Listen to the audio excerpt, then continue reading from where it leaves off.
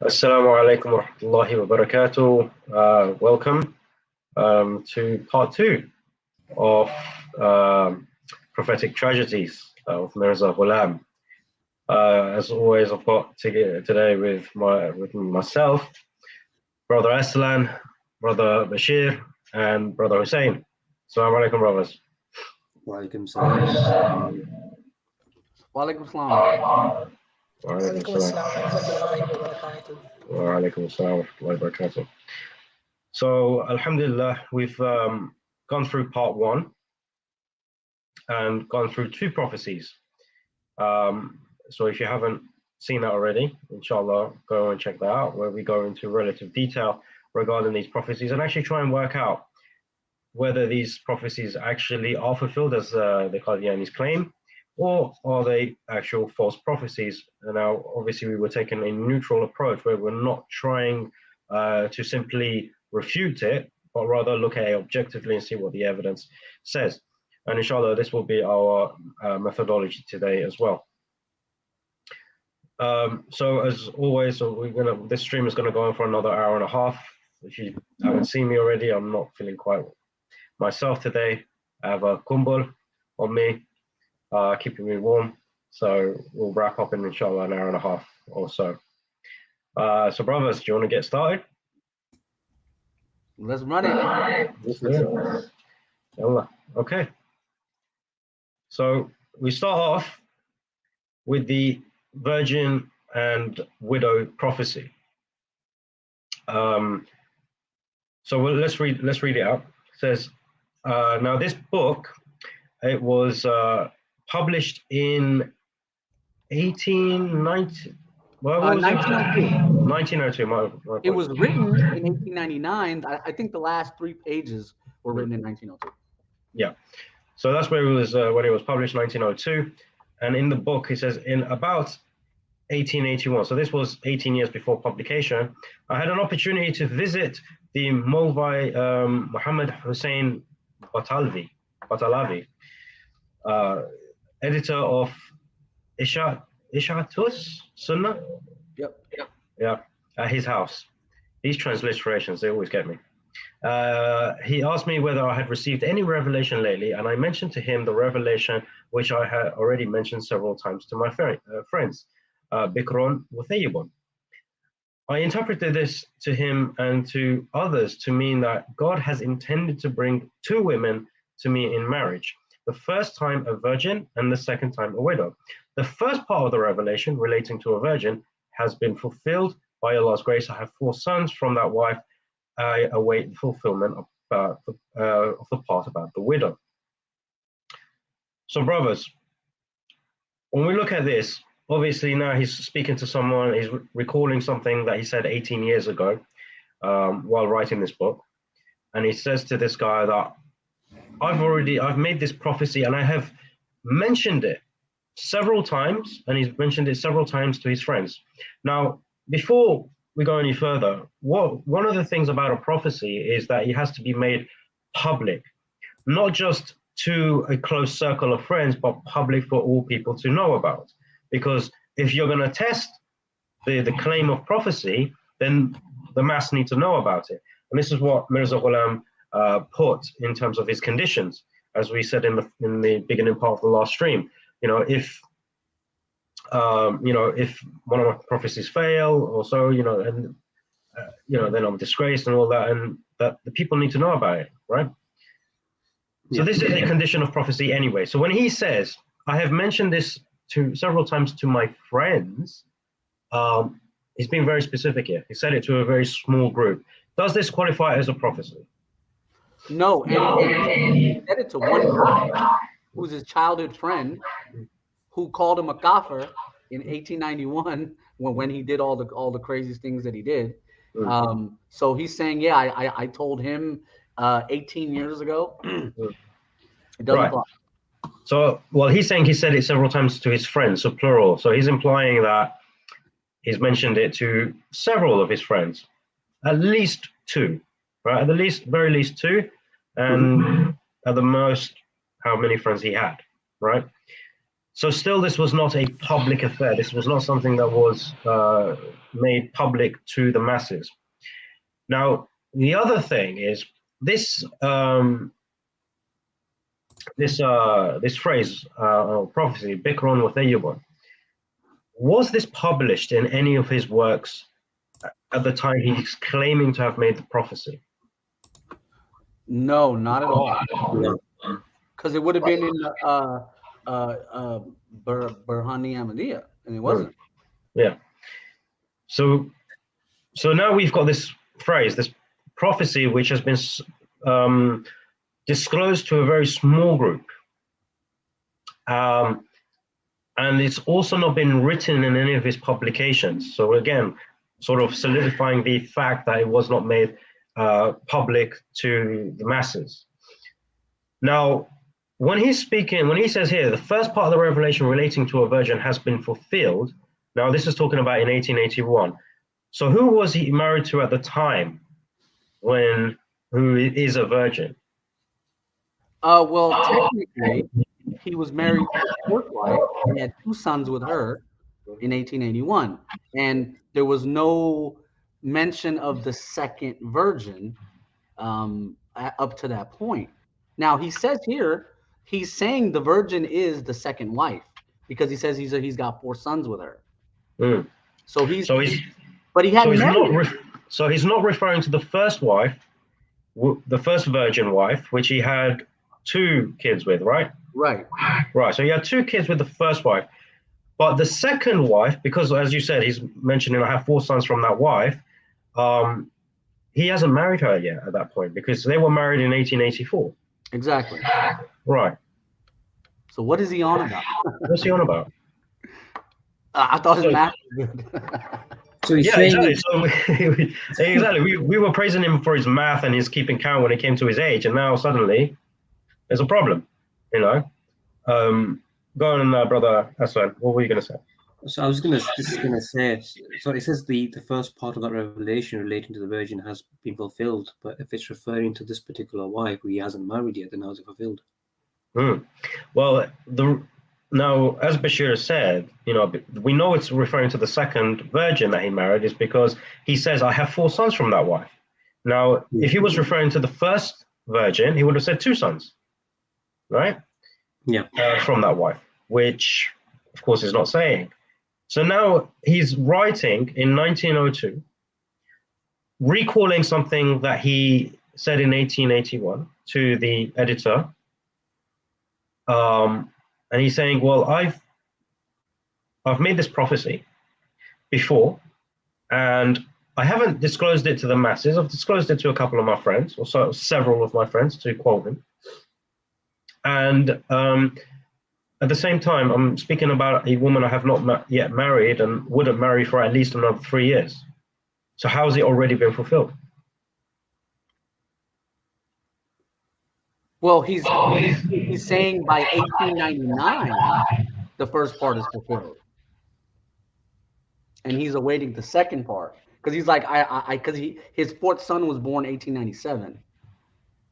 Yeah, but again, when he says I have 4 sons from that wife, so like you said, he's speaking post the birth of his fourth son. But he's still mentioning this in 1881. No, well, technically he's mentioning it in 1899, but he's saying it's from the past.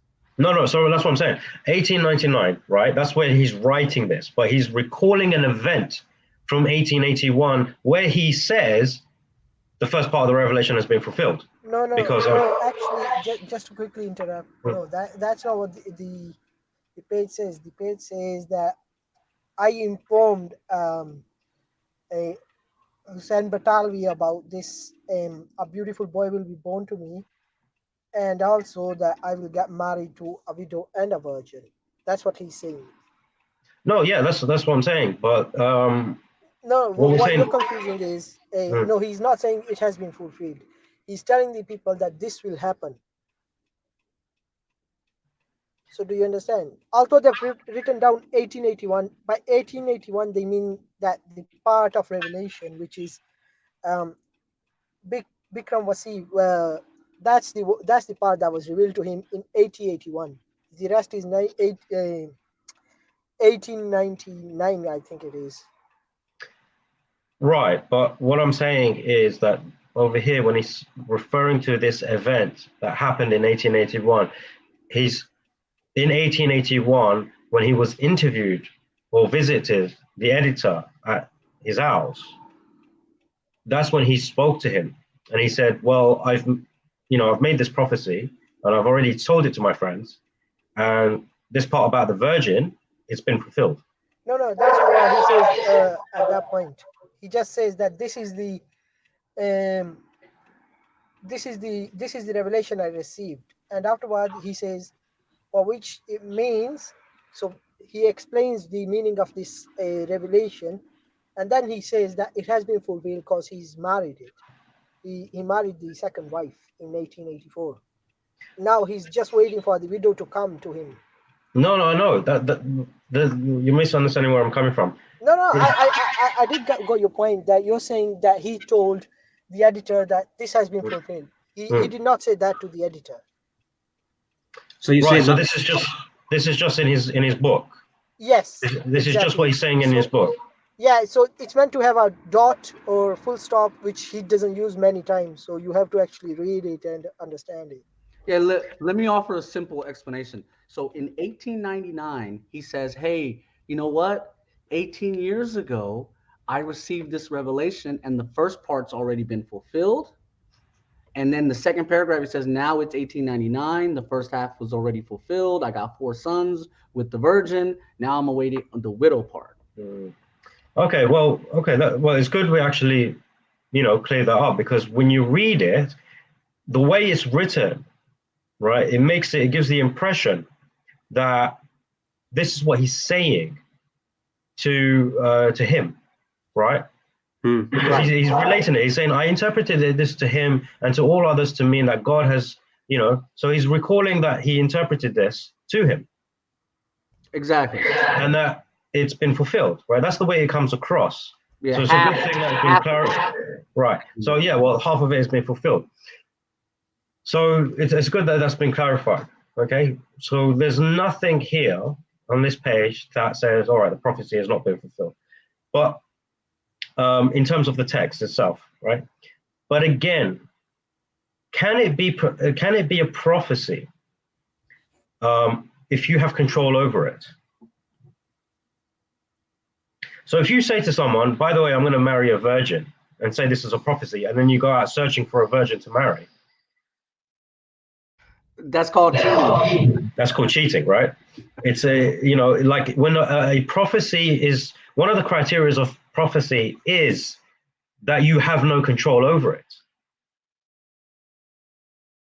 Right? So you can't this is me saying, I'm going to get married, soon. And then I get married. No one's going to think of that as a prophecy, They're just going to say, well, alhamdulillah, Allah has blessed you with a wife. And another thing to mention, what's the likelihood of marrying a virgin, especially during that time? High. Very Exactly. high. Very Yeah. high, especially if you're rich.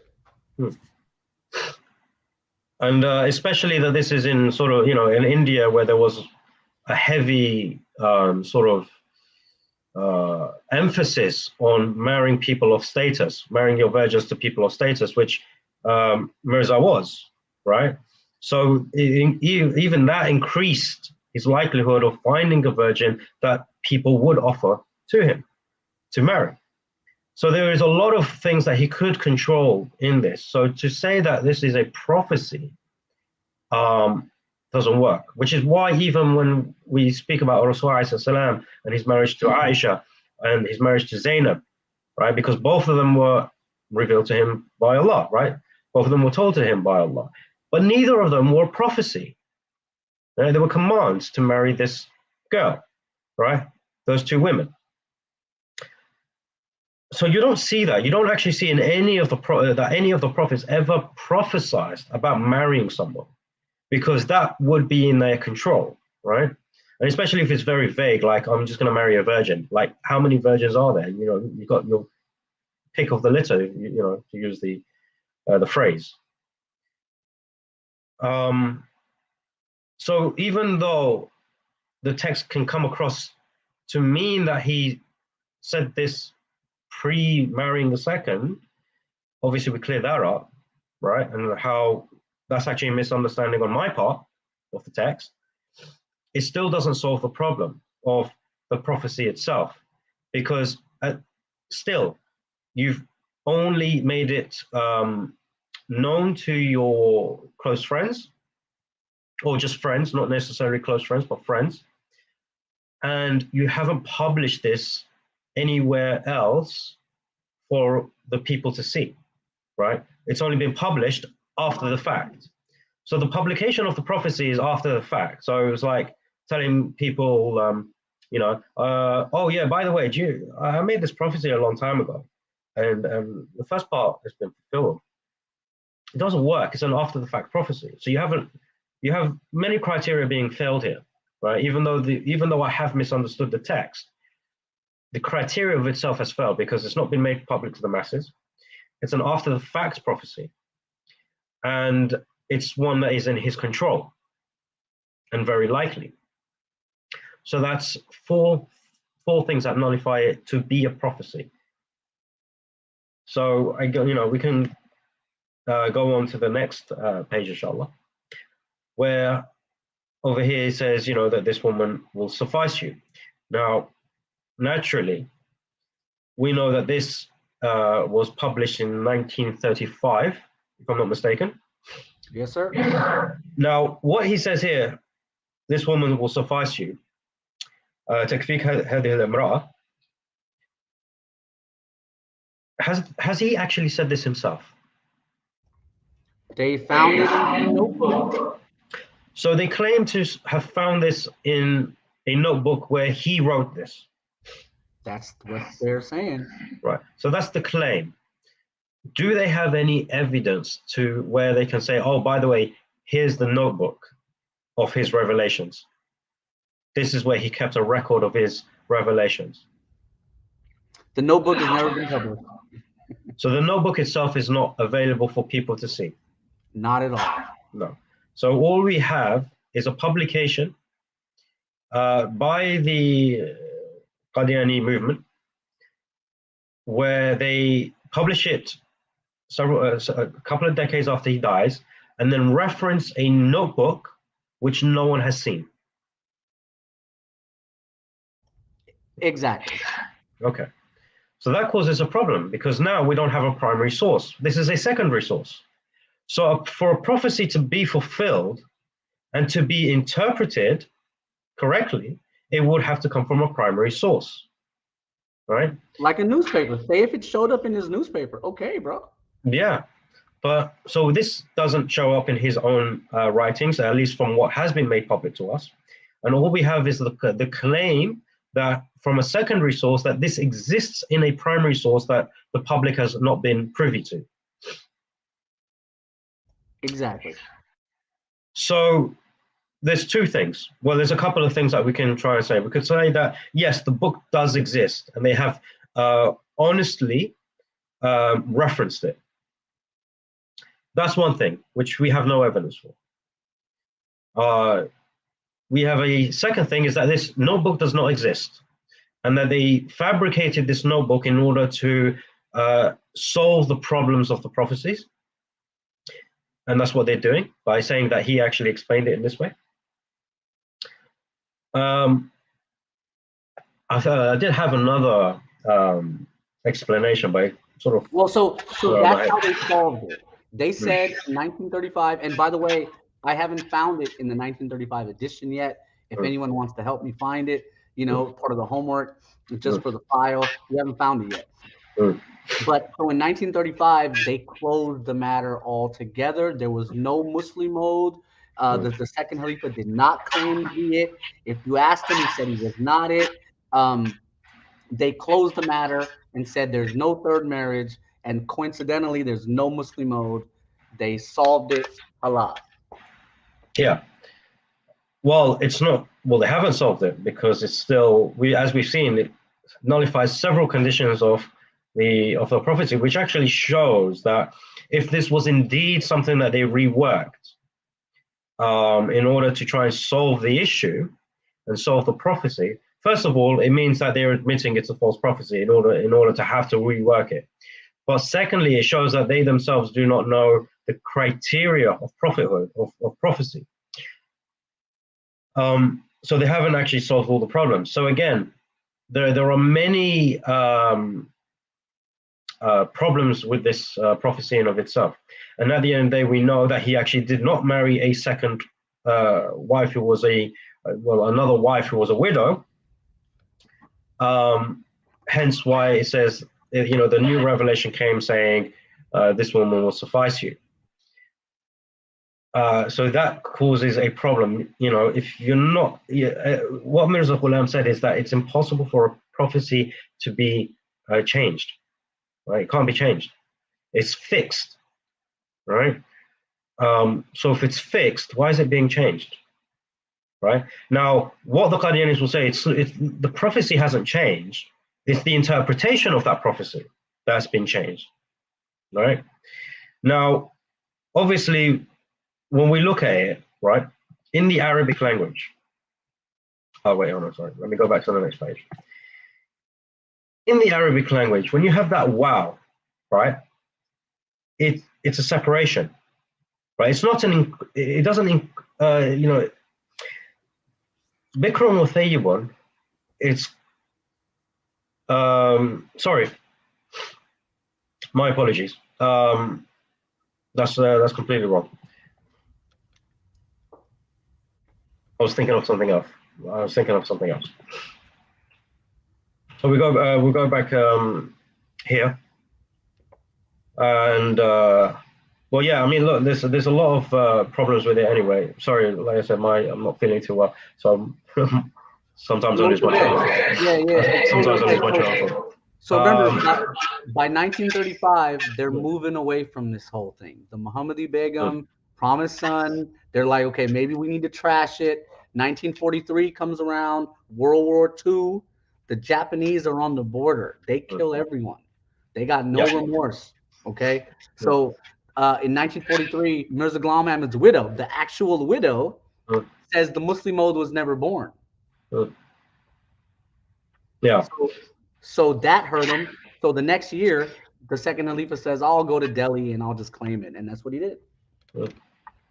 And then he says, oh, I'm not the only one either. There could be more. Yeah.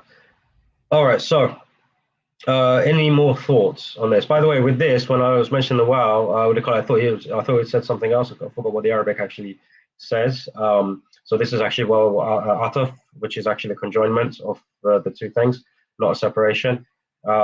So I thought the text said something else for a brief moment. So when I looked at it, I was like, oh yeah, no, I'm thinking about something else. So yeah, that's where my mind wandered. But any other thoughts, brothers, on this? Can we say that this is actually a prophecy fulfilled?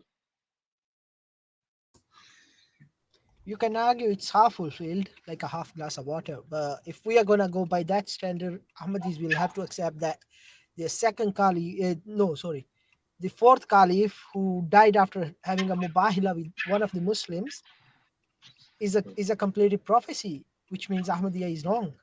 Anyway, so whichever way they look at it, they have no grounds to stand on. Yeah, I mean, but in pertaining to this prophecy as well, like you said, we can say it's half fulfilled on the basis that we ignore the fact that it's an after-the-fact prophecy, right? Because again, there is no mass announcement of this prophecy. It's been disclosed to a couple of friends, right, or just friends in general. Yeah. Right. Kind of goes against the whole idea of having a prophecy, because like you mentioned earlier, it's you have a prophecy, so as many people know about it, so it's an evidence of your claim. But if you're only telling a select few, it kind of demonstrates that you have a shock, you have a doubt in your own alleged prophecy. Yeah, I agree. Which is interesting, because considering that the prophecy he's making is about marrying a virgin. which he shouldn't have any doubts about, considering the vast majority of the people would have married virgins anyway.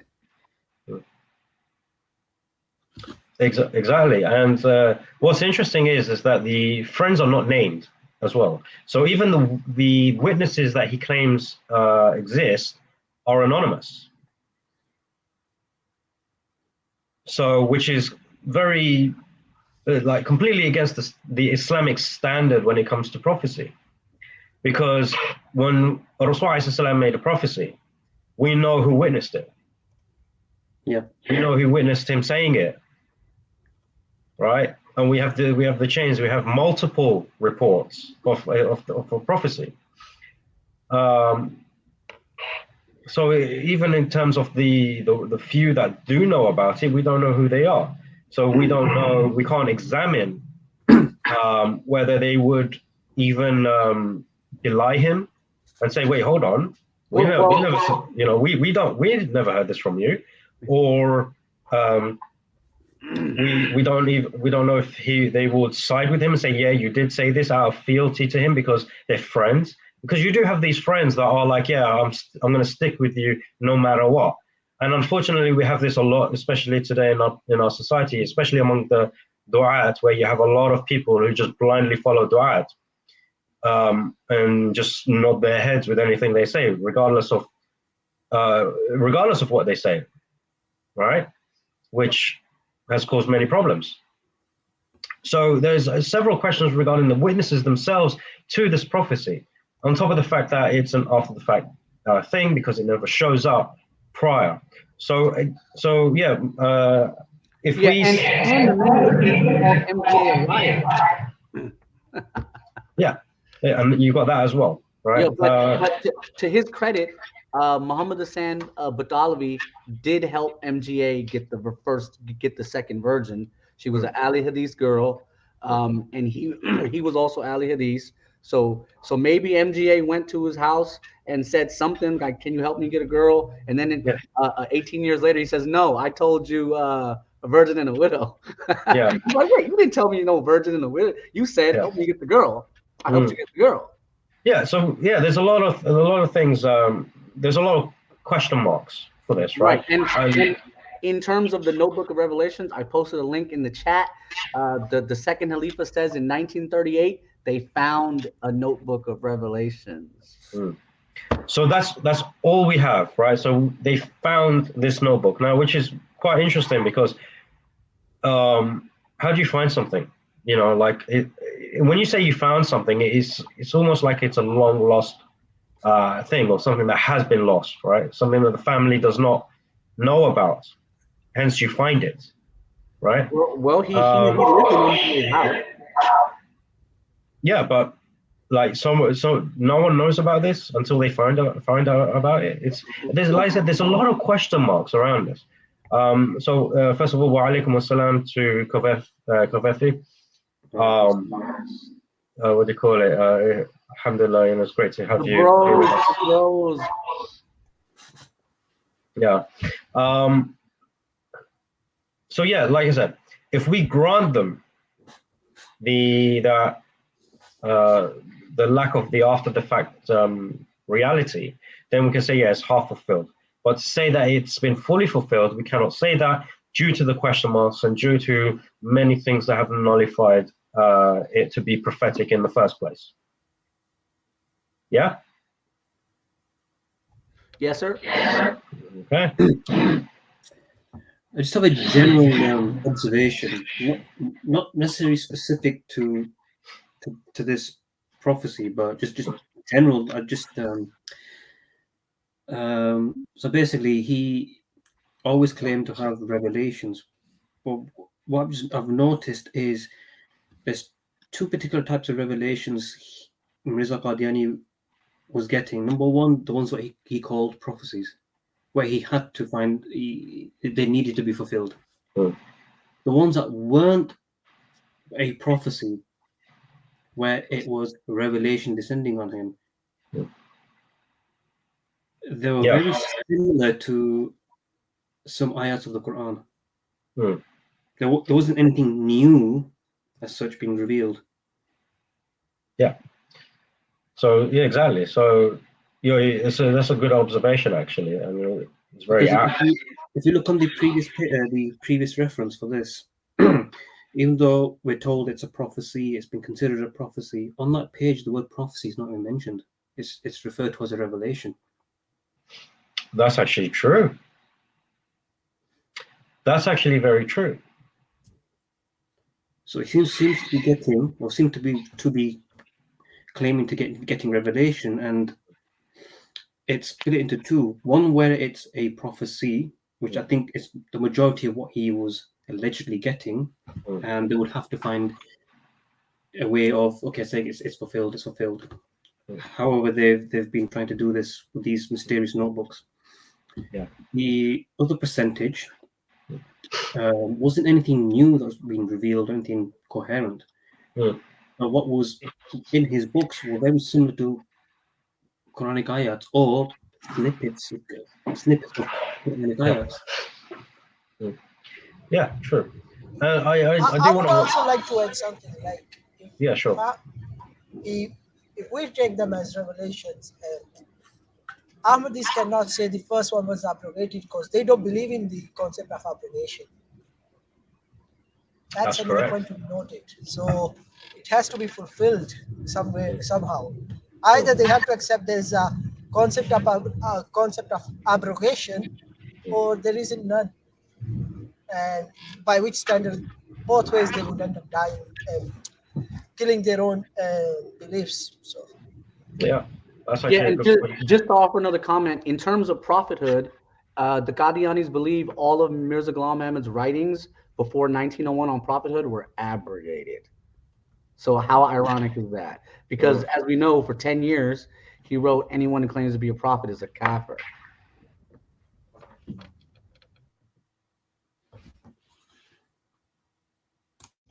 So okay, the brother sneezing. So yeah, you'll find a lot of these contradictions. And I just looked up the notebook thing again. In fact, 2 weeks after MGA died, his son says he found a notebook, and then 38 years later, he says he's found another one. Mm. Okay. So, but again, as we said, right? Like, okay, if you have found the notebook, fine. Where is it? Why do we not have the primary source public?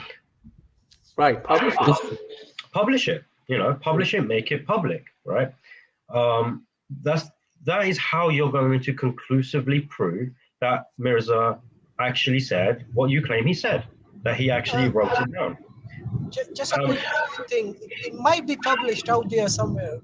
We might not be aware. But if anyone who knows that it's been published, But this is please do but link us that's so fine. we can find it. But as of recording, we don't know anywhere. We don't know of anywhere where this notebook has been published, Yep, agreed. right? Um, so if the Qadianis do have this publication of this primary source of the notebook itself, bring it forward, right? Bring the scans, right, of the pages, because surely they would have preserved it. So do that, right? But as of now, the public has not got access to this. Yeah, that's what we learn of. and brother, I just found the reference in 1938. The second Khalifa says this other notebook he found 30 years later had revelations that had never been published, and this has got to be one of them. With the this woman with the horseshoe. Yeah.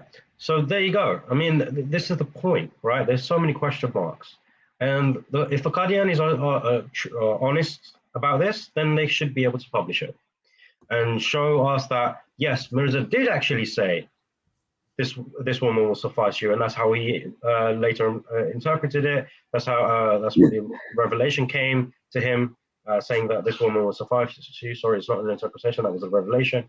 But I before we move on to the next prophecy, I do want to say that if Qadianis think that we are being insincere and just trying to hack at Mirza and his prophecies, I want you to just pay special attention to the fact that when I was reading this out and I was making my theory based on what I've read, I was corrected about my understanding by my own panelist, and I accepted the explanation because I was being corrected. So this should show the Qadianis that when we are wrong about Mirza, we hold our hands up, and we are quick to correct each other regarding misquoting him, misinterpreting him. So this is something I do want the Qadianis to pay special attention to. And we all make mistakes, alhamdulillah.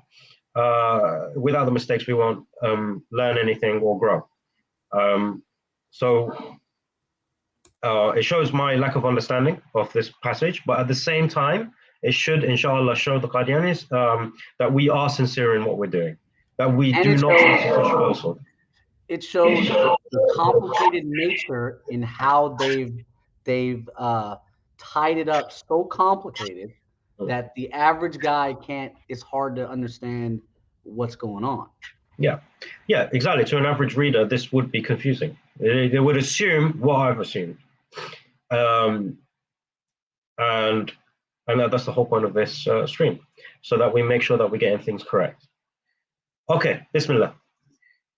If we go to the next one, oh no, now we go. Okay, so the prophecy of Bani Israel. Now, the Qadianis have responded to this and said that this is actually not a prophecy, right? Rather, it is an interpretation of Quranic verses. So why are we bringing this up if it's not a prophecy, right? That's the question we should ask. So over here, we specifically on this page, we're specifically looking at Surah Al-Ma'idah. In their reference is 565, but the verse is actually 564 in most of the Qur'ans that are printed. And over here, he's saying the Jews said, so he's quoting the Quran, and he's saying, the Jews said, the hand of Allah is tied up, that is everything that happens through human schemes, and God is incapable of manifesting his omnipotent powers. Therefore, God has forever tied up the hands of the Jews, so that if their views and plans have any worth, let them try to capture the governments and kingdoms of the world. So, brothers, do we have any comments on this? Yeah, sure. So, if I can go first, let me put on my glasses. Hold on. So here's what's interesting. Let's make this bigger. In 1924, the second Khalifa has he invents a new revelation of MGA, and the revelation is, "I will relieve the children of Israel." And then he claims that MGA prophesied that the Jews would get a nation. This is the ironic part. This is that the Qadianis didn't touch. So I just posted the link to the essay where I explain it all. It's in the chat. Yeah, so that's my brief comment. Let's see what everyone else has to say. Yeah.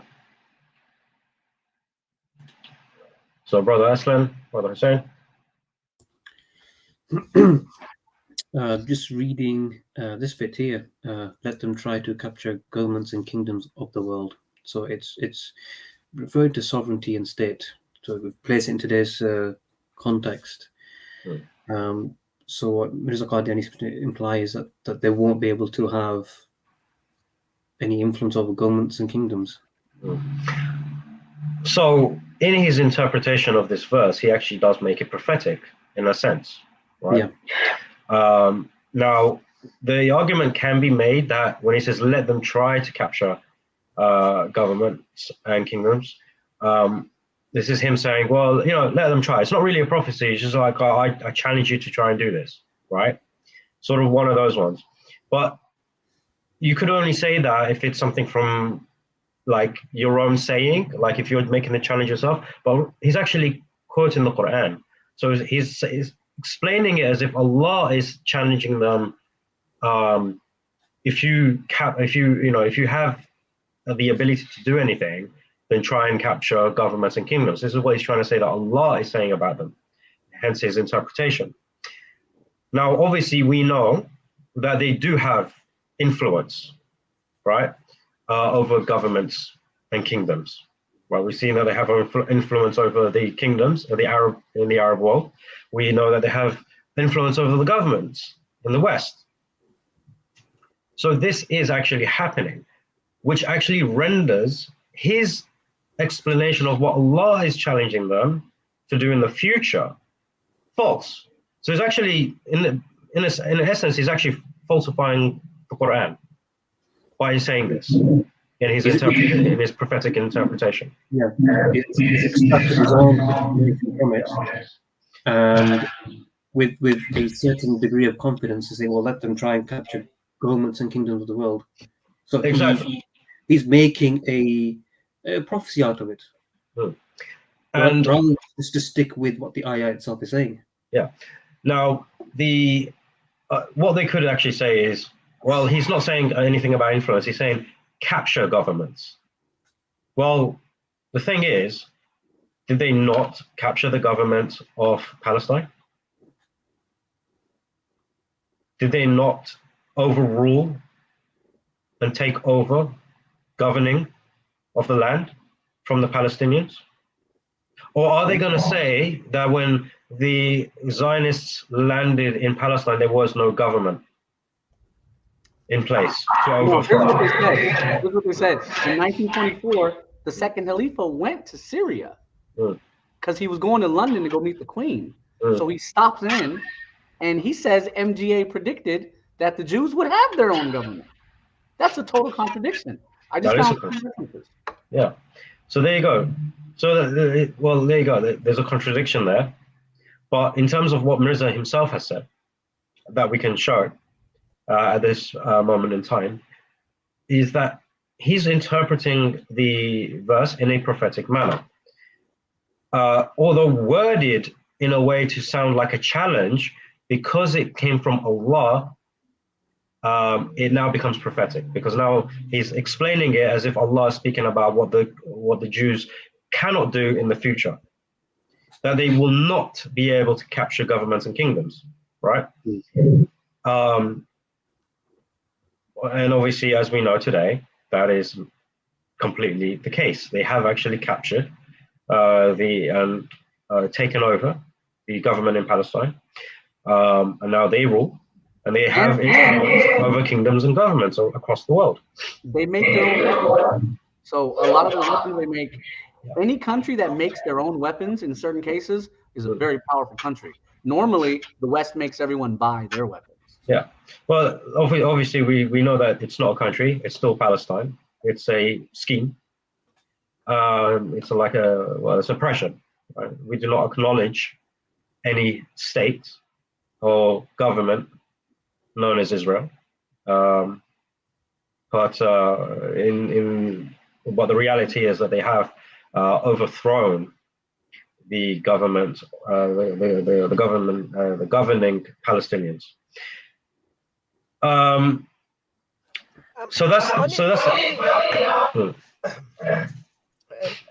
Qadiani are right now sitting with Jews and Hindus together in Israel peacefully and saying, please look after us like you have been looking after in India.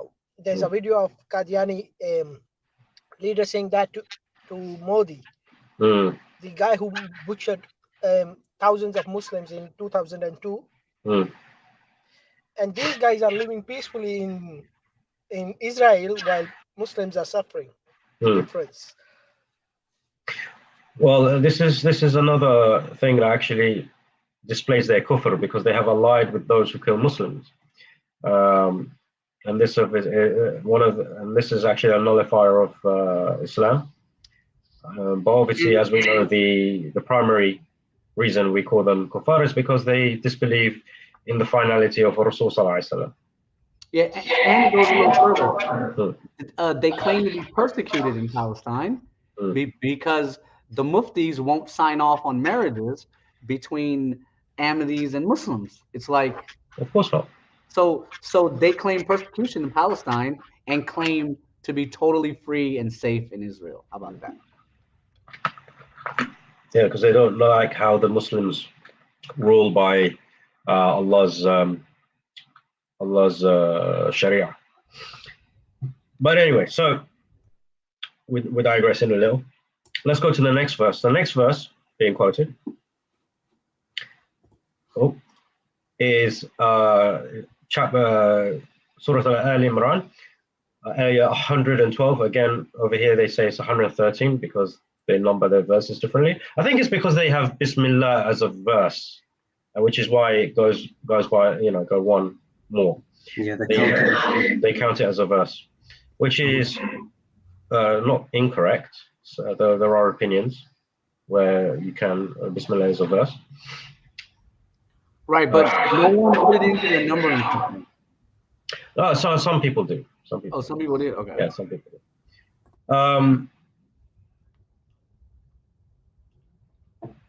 Where am I reading? Oh yeah, over here. Okay, so they have been smitten with a basement, that is, wherever they dwell, they shall do so in ignominy and servitude, and it has been destined for them that they shall not live honorably in any land except in subjugation to other nations. Weakness, vulnerability, and wretchedness shall always accompany them, for they have rejected the signs of God and killing his prophets unjustly. That is because they have exceeded all limits in disobedience and transgression.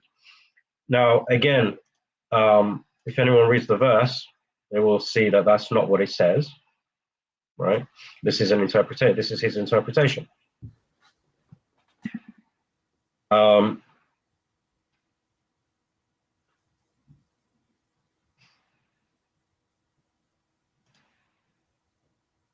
What the verse actually says, I've just brought up the verse. This is what it actually says, right?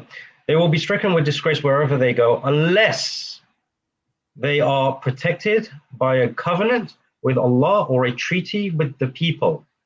Yeah.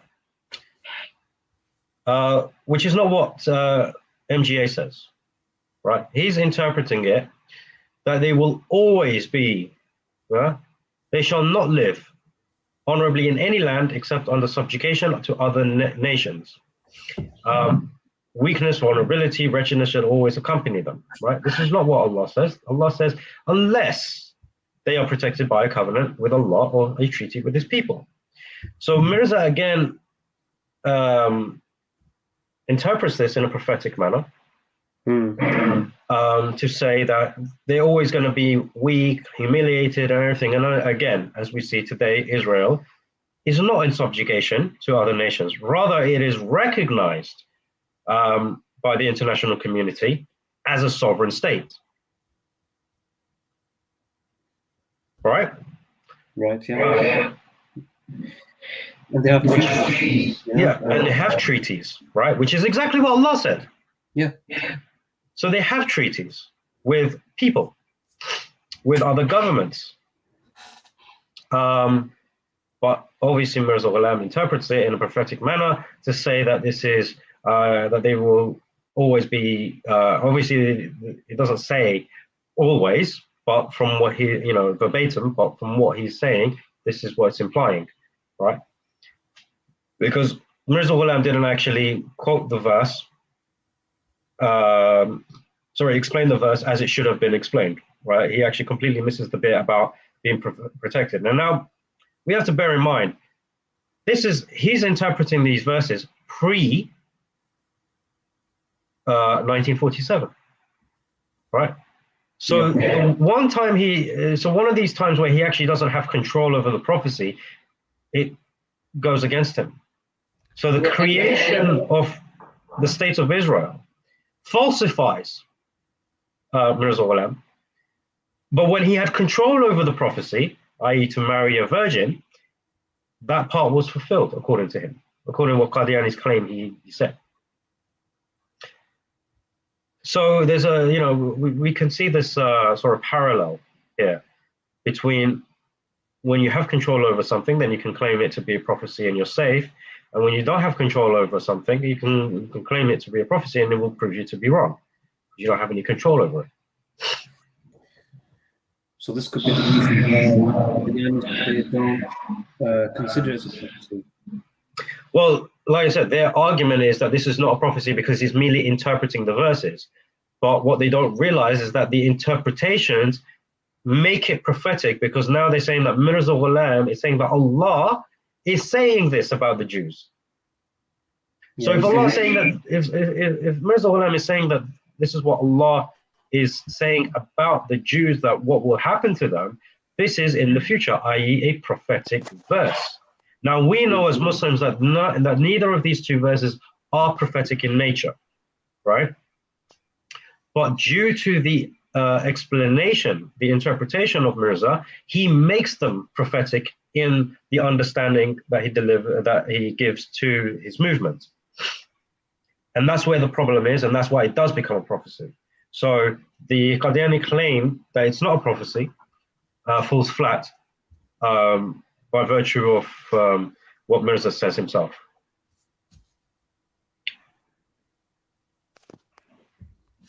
Have we missed anything? I think we got it. Yeah? Yeah. What I've All noticed right. so far is they're the only people in the world. Well, technically, Mirza Ghulam Ahmad is the only person in the world where both parties are arguing. He's wrong here, he's wrong here. Like, Yeah. when it comes to us Muslim, we say, Prophet ﷺ is right, Prophet ﷺ is right. You're wrong, you're wrong. But when it comes to Mirza Ghulam Ahmad, even Qadianis are like, he's wrong here. We are like, he's wrong here. They're like, yes, he's wrong here, but this is what it is. Yeah. And so there you go. I mean, you have, as you said, there's a mission so that this is not correct. Now, I think the reason why the Qadianis are fine in saying that he got this wrong is because they don't consider it to be a prophecy. If they considered it to be a prophecy, I think they would have stuck to their guns and said, yeah, he still got it right.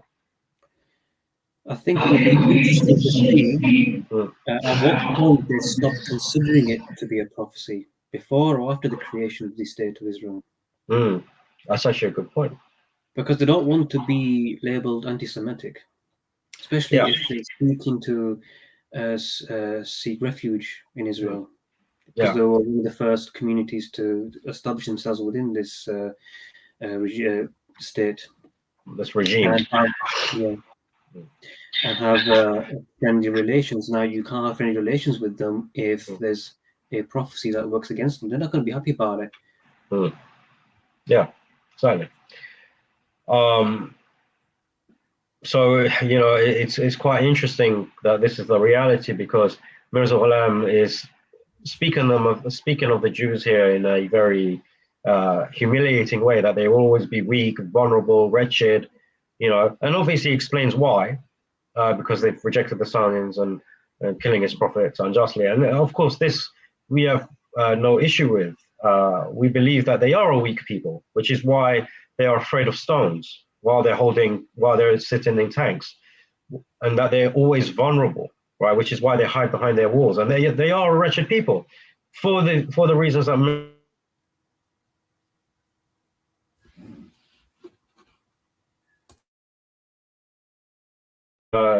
known historically. So it's not anti-Semitic to say this. And if people thought it was anti-Semitic and wanted to report this live, let them do so. I have no issue. Right? We have this. We are very content in the fact that no one can do anything to us unless Allah wills it. So alhamdulillah in that regard. But when Mirza Ghulam says this about the Jews, and then you have his very movement sort of cozying up to them because of their power, what does that say?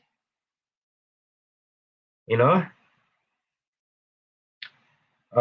So I think I'll leave that for the viewers to think on, and especially the Qadianis. Taib, inshallah. Let's move on to the next one. So Mubarak Ahmed. Now, as we know this prophecy here, which is written in Haqiqatul Wahi, but the reference is in Ruhani Khazayan, volume 19, page 360, as we can see in the footnote. He says, it is that some 20 to 21 years have passed since I published a handbill that God had promised me that he would grant me 4 sons who would live long. Now, let's stop there for a second. He would grant me 4 sons. Does this sound familiar to you?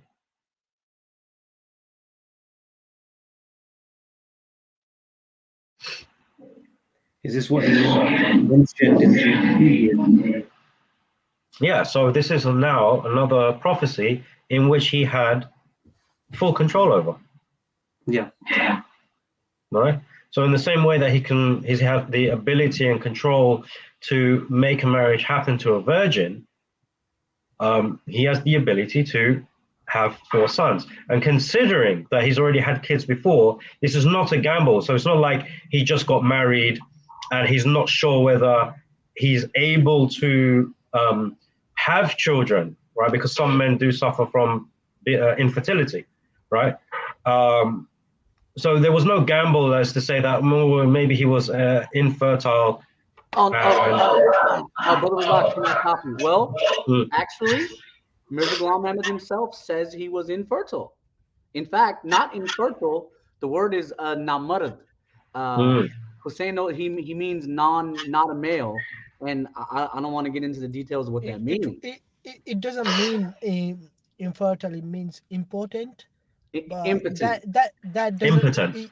Yeah, it still doesn't change the fact that you can still have kids despite the impotency. Right. Just So, means so you're he not says he capable. took this medicine. He says he took this medicine that had opium in it. Then all of a sudden he had 10 kids, of which Yeah. half of them died in their youth. So Wait, hold on. He had 10 kids by using this medicine. Where is it? They actually sold it at one point as a medicine that would guaranteed give you a male child. yes, sir. There you go. That So the bottom line here is there was no gamble. He had the ability to have children, and he could have gotten a woman pregnant 4 times. Yeah? It's not uncommon, especially back then. It was not uncommon to have 4 kids. Today, it's less common. But back then, you're looking at 6, 7, 8 kids, right? Even in my own family, both on my mother and father's side, there are 6 and 7 siblings, right? On each. That was very normal. Right, very normal. So Big to have families were normal. So to have 4 kids, to say that I'm going to have 4 sons, now is actually what do you call it? More probable. Yeah. Now, what Qadiani could say is that yes, he had control to have 4 kids, but he had no control that they would all be sons. See, I would disagree with that. He's got 8 to 10 kids. There's a 50% chance that are male or female. Yeah, but to have 4 in a row. Does it say it doesn't actually say 4 in a row, but I think did he have only 4 sons? I can't remember. Or did he have 6 girls? Well, he had 6 6. sons. 2 from his first marriage, 4 from his second, and then he had 2 daughters from his second. Also, the other 4. Right, so he had 6 from his second, but over here, like again, when he says 4 sons, here's what's interesting. He had 4 10 sons. Second, just 4 of them died in infancy. Right, but 4 sons, right? He doesn't actually specify from his single wife. So he's just saying 4 sons in general, right? Yeah. Which makes it even more likely, right? Because now you're talking about multiple women, which you could have 6, 7 kids from each and every one of them. You're actually increasing your chances of fulfilling your own prophecy. Yeah. Right? More kids you have, the more likely you're going to have boys. Yeah, exactly. Now, yeah. Now, that's what he says. Now, let's bear in mind, this is written in Ruhani Khazain, volume 19. Now, the Qadiani argument is here on this page. That in Ruhani Khazain, he says this. And Hussein, if you can translate that for us, inshallah. Yeah, he gets his revelation, and then he says that it means that God's hand falls on the ground, on the earth, and it will turn towards God. And then he says, I did my own ijtihad and made the interpretation of this verse that this boy will be a pious person, or there will be a movement from the God meaning that he will die soon. Mm. Okay, so at the time of writing Ruhani Khazain volume 15, he is, this is written in 1900, right, in the year 1900. Now, at what age was Mubarak Ahmed in the year 1900? He was 3 years old. He was 3 years old, right? So when he says he will die soon, obviously he means die young. So when the Qadianis are interpreting this to, or translating this to say that he will die young, they are not being dishonest to the text. Yes, it's not a verbatim translation, but they're not being dishonest to the text. Now, the argument here is that he already predicted that he's going to die soon, right? And it predates what he says in Ruhani Khazain, volume 19. And that's exactly where the problem is. Okay, fine. He predicted he's going to die soon. So why did you change your mind and say that he's going to live long? Yeah, can I give you my opinion? My opinion is that footnote not in the original edition of Tiryaq al-Qulub, or no, of Arba'in. I think the reference is Arba'in. Hold on, let me see. Oh no, it's. Can you pull it up again? Which one? This one. Go back. Yep. Yeah. That is Tiryaq 213. al-Qulub. Yeah, Yep. Tiryaq al-Qulub, Ruhani Khazain, volume 15, in the book of Tiryaq al-Qulub, page 213. I have the original edition. I haven't went through it to see if this footnote is there, but I've seen instances where they've added footnotes and didn't mention that it wasn't in the first edition. So that's also a possibility. Yeah. I'm just throwing that out there. No, that's fine. But let's use this. Let's use this because this is what is made public to us, right? And it's in the footnotes, right? And it says that he will die young. Fair enough, okay? Now, if he left it at that, we would say prophecy fulfilled. No problem, right? But the problem is, 4 volumes later, because when he's writing volume 19, it's 1903, right? He says very clearly, he would grant me 4 sons who would live long. Yeah, right? And this is not 1903. This is 1906. It was Ruhani Khazain, was it not? Volume 19, was it not published in 1903 originally? No. Written in 1903. It was written in 1906 and early part of 1907 and published in 1907. The book is, yeah, I think it's Haqiqatul Wahi. Yeah. So no, I'm talking about the reference because this is Haqiqatul Wahi, what I'm looking at, but it references that this was written in Ruhani Khazain, volume 19, which is here. So this is the original reference, and we can see it here, where it says, and that's the sentence there. All right, so Ruhani Khazain, volume 19, in terms of this specific book, Mawahib al-Rahman, it's in 1903, according to what I know about this. Yeah, so 1903. Yeah. Okay. Good. Alhamdulillah. Right. So that's the original reference. So he's referencing this page. Okay, but it's written in. But what we're looking at here is in Haqiqatul Wahi. So the bottom line is, he's made it very clear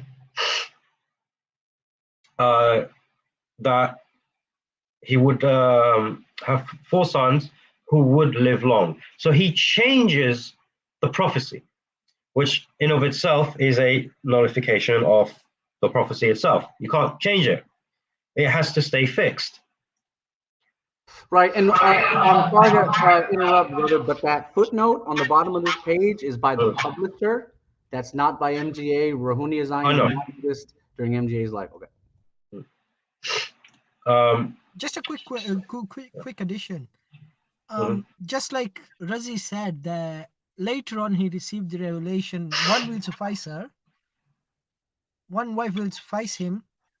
He should do the same with this one, that the previous one is abrogated, and all the 4 kids will have a long life. Yeah, but again, in terms of the criteria of prophecy, you can't do that, right? Well, we have to stick to the standard. But now I know we're trying to be lenient with them and see what they could do and how they explain it and everything. But there's still a criteria to establish prophecy.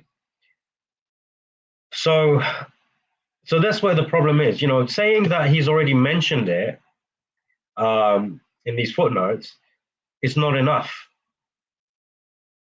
It's not enough, all right? Because he would have had to stick with it, but he did not stick with it. He changed it. And as soon as you change a prophecy, it is no longer a true prophecy, even if it does become fulfilled, right? Let's say if he changed it and Mubarak Ahmed actually did live long, it still is not a prophecy fulfilled because the prophecy has been changed, right?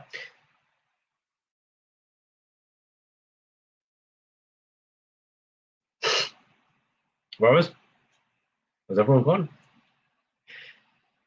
I concur with you, brother. Yeah. All right, inshallah. So that's that page, okay. And in the last half hour, inshallah, we'll do the promised son prophecy, okay? So over here we have, it reads, a handsome and pure boy is coming as your guest. His name is Emmanuel and also Bashir. So let's stop here very quickly. Was this boy ever called Emmanuel? I've never heard of that. Right. Now, here's my theory with the name Emmanuel, right? Because we already know that there is a messianic theme regarding the promised son. Now, who else is called Emmanuel? The Christians believe the Messiah was to be called Emmanuel. Yeah. In Isaiah chapter 7, verse 14, right? He shall be called Emmanuel. This is what Christians believe to be a prophecy of Jesus, that Jesus will be called Emmanuel. And because Jesus was the messianic figure, you have the same theme, that the messianic figure is to be called Emmanuel. Now the Qadianis have the same problem as the Christians. The boy was never called Emmanuel. Jesus was never called Emmanuel, right? Now they could go down the same sort of route that the Christians go down, which is the name Emmanuel means God with us, and Jesus's name, Yeshua, also means God with us. So therefore, he is actually called Emmanuel, right? Just in a different way. But the Qadianis have it worse because Bashir doesn't have that name. It doesn't carry that meaning to give it the same sort of symbolism. So as much as the Christians, I think it's more to do with having more than one name. Like we've got Prophet Sallallahu having 99 names. yeah. So But Rasulullah was known by these names, right? And he has been referred to by these names. The promised son was not. He was never referred to as Emmanuel, except in this prophecy, right? So you have this problem, right? But like I said, the Christians they have a sort of yeah. I think Brother Aslan is waiting in the backstage. Oh, he dropped out. Oh, yeah. So Okay, perhaps some reason. I think internet connection. Okay, no problem, bro. Yeah, Brother Razak, what's interesting here is Mirza Ghulam Ahmad was saying he's like the Messiah. He says he fulfilled the criteria of the Messiah. But he says, I'm not the Messiah. And then he says, I'm going to have a son who's going to be like the Messiah. In fact, he even said it's going to be as if God has come himself, Allah. So is he saying his son's going to be Jesus Christ? Well, when it comes to his age, he was perfectly fine. When it comes to messianic stuff, he's all over the place. He's all for obvious reasons. But, if we threw some math at him, he would have fixed it. Yeah. But in terms of the name being Emmanuel, it's a very specific name. And like I said, there is a parallel. Now, of course, this is a theory, but it's a theory that has a basis in history, in previous texts, and we know that Mirza was familiar with the Christian texts because he would quote it often. He would quote biblical verses often. So he was familiar with the Bible. Sorry to correct you. He would misquote them. Well, yeah, I mean, yeah, but in terms of the references, he's aware of the references, right? So he's aware of the Bible. Now, in terms of misquoting them, you could either say it's a mistake or he did it deliberately. The point is, he's aware of the text of the Bible. So for him to come across Isaiah 7:14 and look and scour the Bible for messianic stuff is not beyond him. So hence the theory. Now, I'm not saying that this is what was going through his head. This is a theory, and it's just a question that was raised, I'm raising regarding why the name Emmanuel. Now, we know he was called Bashir. Again, to say that you're prophesizing of a son who you get to name, that's not a prophecy, right? This is why when Jibreel alayhi salam came and he said, "You will be with a child," to Maryam alayhi salam, and said, "You will be with the child, and his name will be Jesus." This is not a prophecy, right? This is him giving her news of what's going to happen. It's not a prophecy. She didn't go out and start telling people, "Oh, by the way, I'm going to have a son, and his name's going to be Jesus." This didn't happen, right? So even from a messianic, again, we're going with this messianic theme, right? Because then his name, because it says again, his name will be Bashir, right? His name is Bashir. This is what we say in the Quran regarding Al-Masih. His glad tidings are being given about his coming and his name, but it's not a prophecy. So, you know, it's very weird to say that this is a prophecy, right? When you have control over naming him, and even though you have control over naming him, you still don't ever refer to him as Emmanuel. Or he didn't call him Bashir either. Everyone called him Mahmud. There you go. So, and he names another son Bashir 4 years later. yeah, there you go. So, yani, subhanallah, you know, we haven't even gone through the whole thing yet. This is just based on the names, right? Now, when it comes to the guest part, yeah, he's coming as your guest. Obviously, we have here in the footnotes, this is the explanations of the Qadianis, right? Now, the reference here is, I can't read it, it's too small. Muktabat al-Ahmadiyya, right, volume 5, dated December 4th, 1888, right? And now I'm assuming that they're saying this is from Mirza Ghulam. This is an explanation from Mirza Ghulam.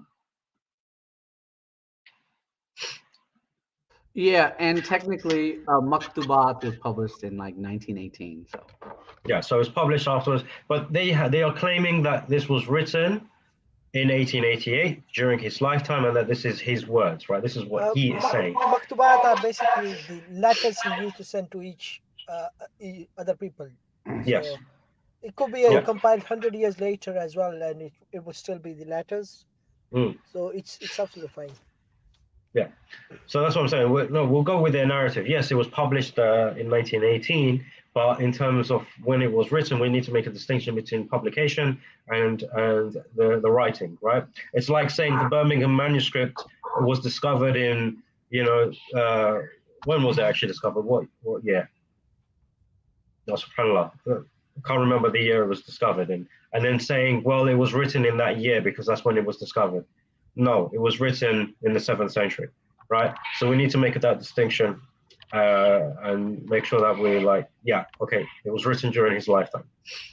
Okay, so this is his explanation. Now, what's interesting is that this explanation is very hard to sort of falsify, right? It makes sense. A guest is someone who comes for a short amount of time. And that's why he likens it to someone who comes onto this earth for a while and then leaves very shortly. through his death and everything. It actually makes sense, right? We've got to give it to him.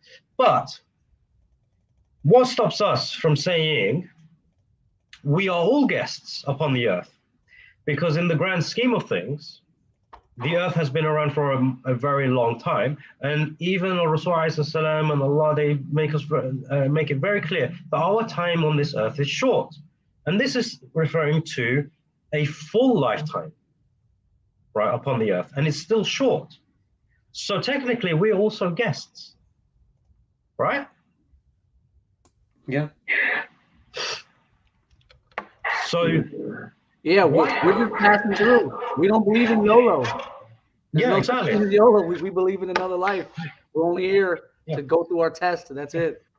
We are guests upon the earth because our real home is inshallah Jannah, right? Inshallah.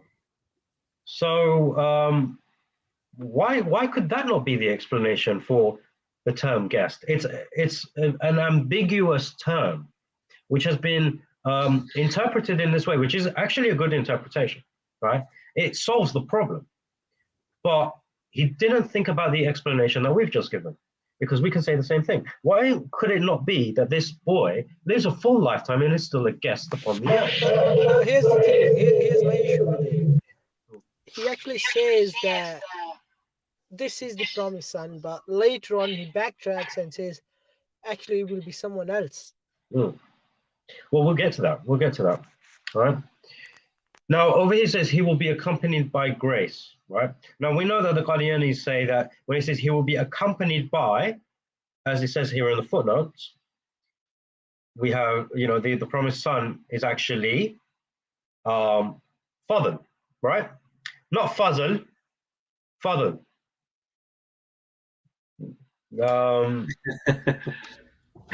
Aha. Yeah. So he says it's father. So what they're saying is that the pure boy is Emmanuel, who is also known as Bashir, and the promised son is the second son, who is called Fadl, right? Now that's what he's saying. So let's examine this, right?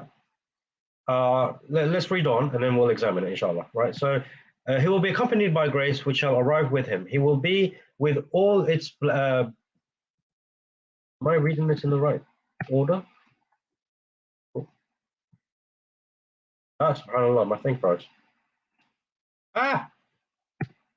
Okay, yeah, he will be characterized. There we go. He will be characterized with grandeur, greatness, and wealth.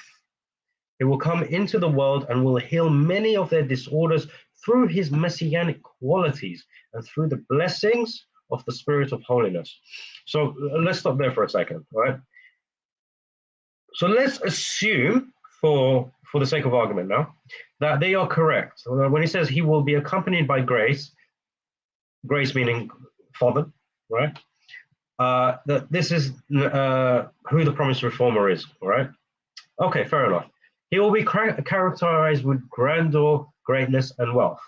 Now, the first thing I want to pick on is wealth, right? And I'll leave the other two for you, brothers, right? Now, when you are born into a wealthy family, can that now be a prophecy that he will have wealth? No, sir. No. It's like saying, it's like when, it's like if the Muslims have conquered from the steppes of China to Andalusia, and then after that's all happened, they're like, by the way, the Caliph is going to conquer from steppes of China to Andalusia. Like, dude, you're telling us what's already happened, what you've already got. Yeah. Or announcing exactly. So when you're born into a wealthy family, to say that he will be wealthy, no, it's not a prophecy. It's just a matter of fact. If anything, it could even be gloating. Oh, by the way, yeah, he's born rich. So was this man actually great? Now, obviously, we know that the Qadianis believe he was great, but what do we know about him? Sure. So let me tell you, his dad started a school in Qadian that taught English, Arabic, and Urdu. He goes to the school. He gets special treatment because he's the prophet's son. They're trying to make sure he can read some English. You're in the British Empire, buddy. He didn't take any math classes. It's not like he had PE. It's not like he had to work. He comes home and he's free. You know, but he goes for matriculation, and to me that's weird because we don't do that in America. You go to high school, whether you graduate high school or not. But in British India, they would matriculate. I think they still do in Pakistan. You got to pass the test and matriculate. So he fails the matriculation. So, and on the I mean, I don't know what's on the test, but I'm guessing it's some Urdu and some English. Probably a little. I mean, it's a standardized British government matriculation test, but he fails, and his eyes are so messed up he can't see.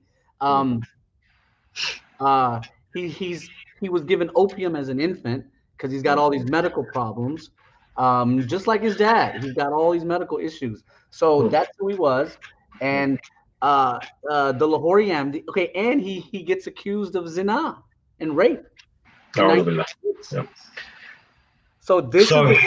So Brother Bashir, you're confusing the second caliph with this son. This one died in childhood. No. We are assuming that their explanation is correct, that this is referring to father. Right? Okay, so we're taking their explanation, and now we're saying, okay, fine, let's accept that what was meant by he will be accompanied by grace is that is a second child, right? Who will be the promised son, right? Or the promised reformer. Let's examine what is said about him, right? So was he characterized with what they consider as promised son? Yes. Okay, perfect. Sorry, my bad. Yeah. No, that's fine. Now, actually, let me stop you there for a second, because we have a comment here regarding wealth. Spiritual wealth. That's actually a good point. No, it's a good point, because a lot of things which are not when it fails literally, they actually the Qadianis do say, well, it was a spiritual or metaphorical. Now, from the evidence, can we say that this man was spiritually wealthy? Was he pious? Right? Now, obviously, again, the Qadianis will say, yes, of course he was, right? He was the promised reformer, and he did all of these things, and he's related to he's the son of the prophet, all of that stuff, right?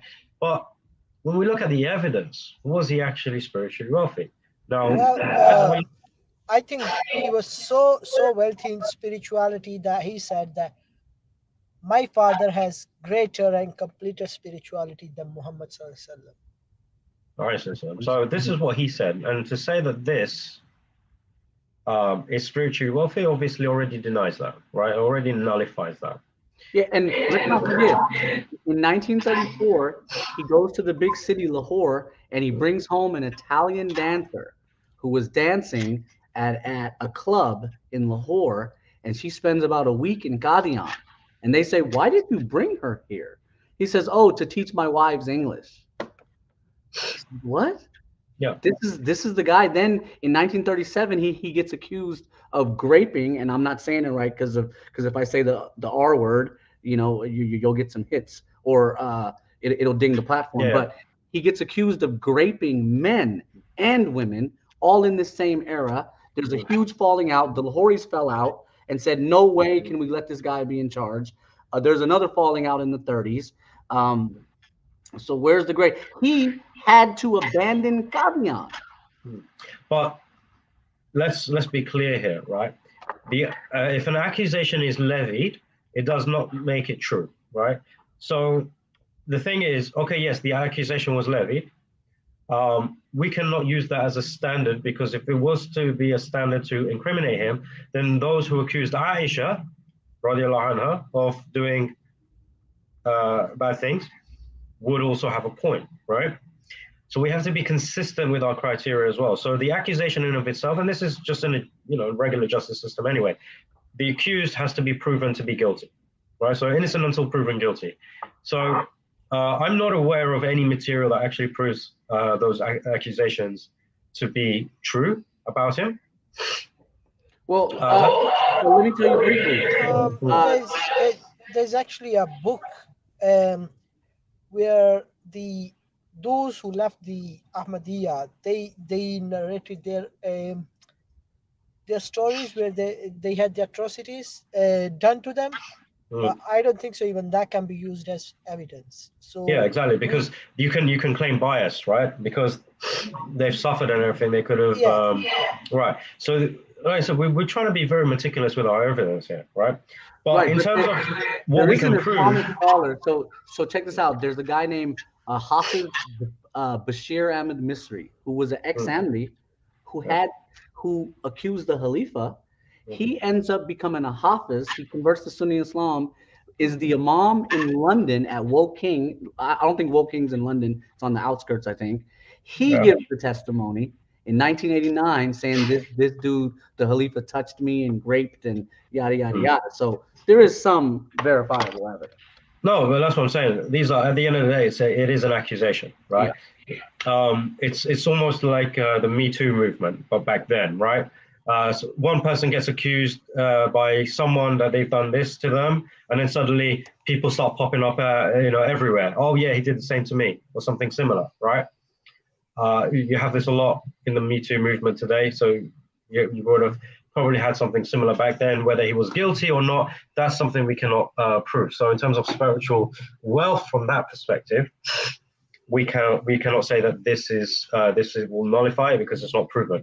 But like what was said by Hussein is that he said that his father was greater than the Rasul spiritually.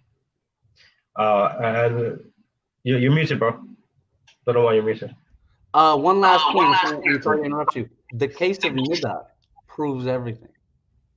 The recent case of the granddaughter of two Khalifas and what she's accusing them of, and the leaked audio of the Khalifa telling her that she needs witnesses for grape, and the things that he said, it proved to all of us, brother. Yeah. Yeah, but Then again, I personally think that there are better arguments we can make against Mirza Bashiruddin, but these are just accusations. Allegations that we would throw them, and these will say, oh look, they've just found them from online or whatnot. The another good one you can actually say is he himself was refuting his father. I've read in one of his newspapers saying that, or sorry, one of his books saying, my father, there's actually no such hadith where the Sahaba, when the ijma happened on the death of Prophet Muhammad Sallallahu, they refer to Isa al-Islam being raised to heaven alive. But then when we read the books of MGA, he actually refers to an ijma where Umar radiallahu anhu, it says that Isa al-Islam has been raised alive. So that shows the knowledge, the spiritual knowledge, and the ilm that he had. He never even read his own father's books.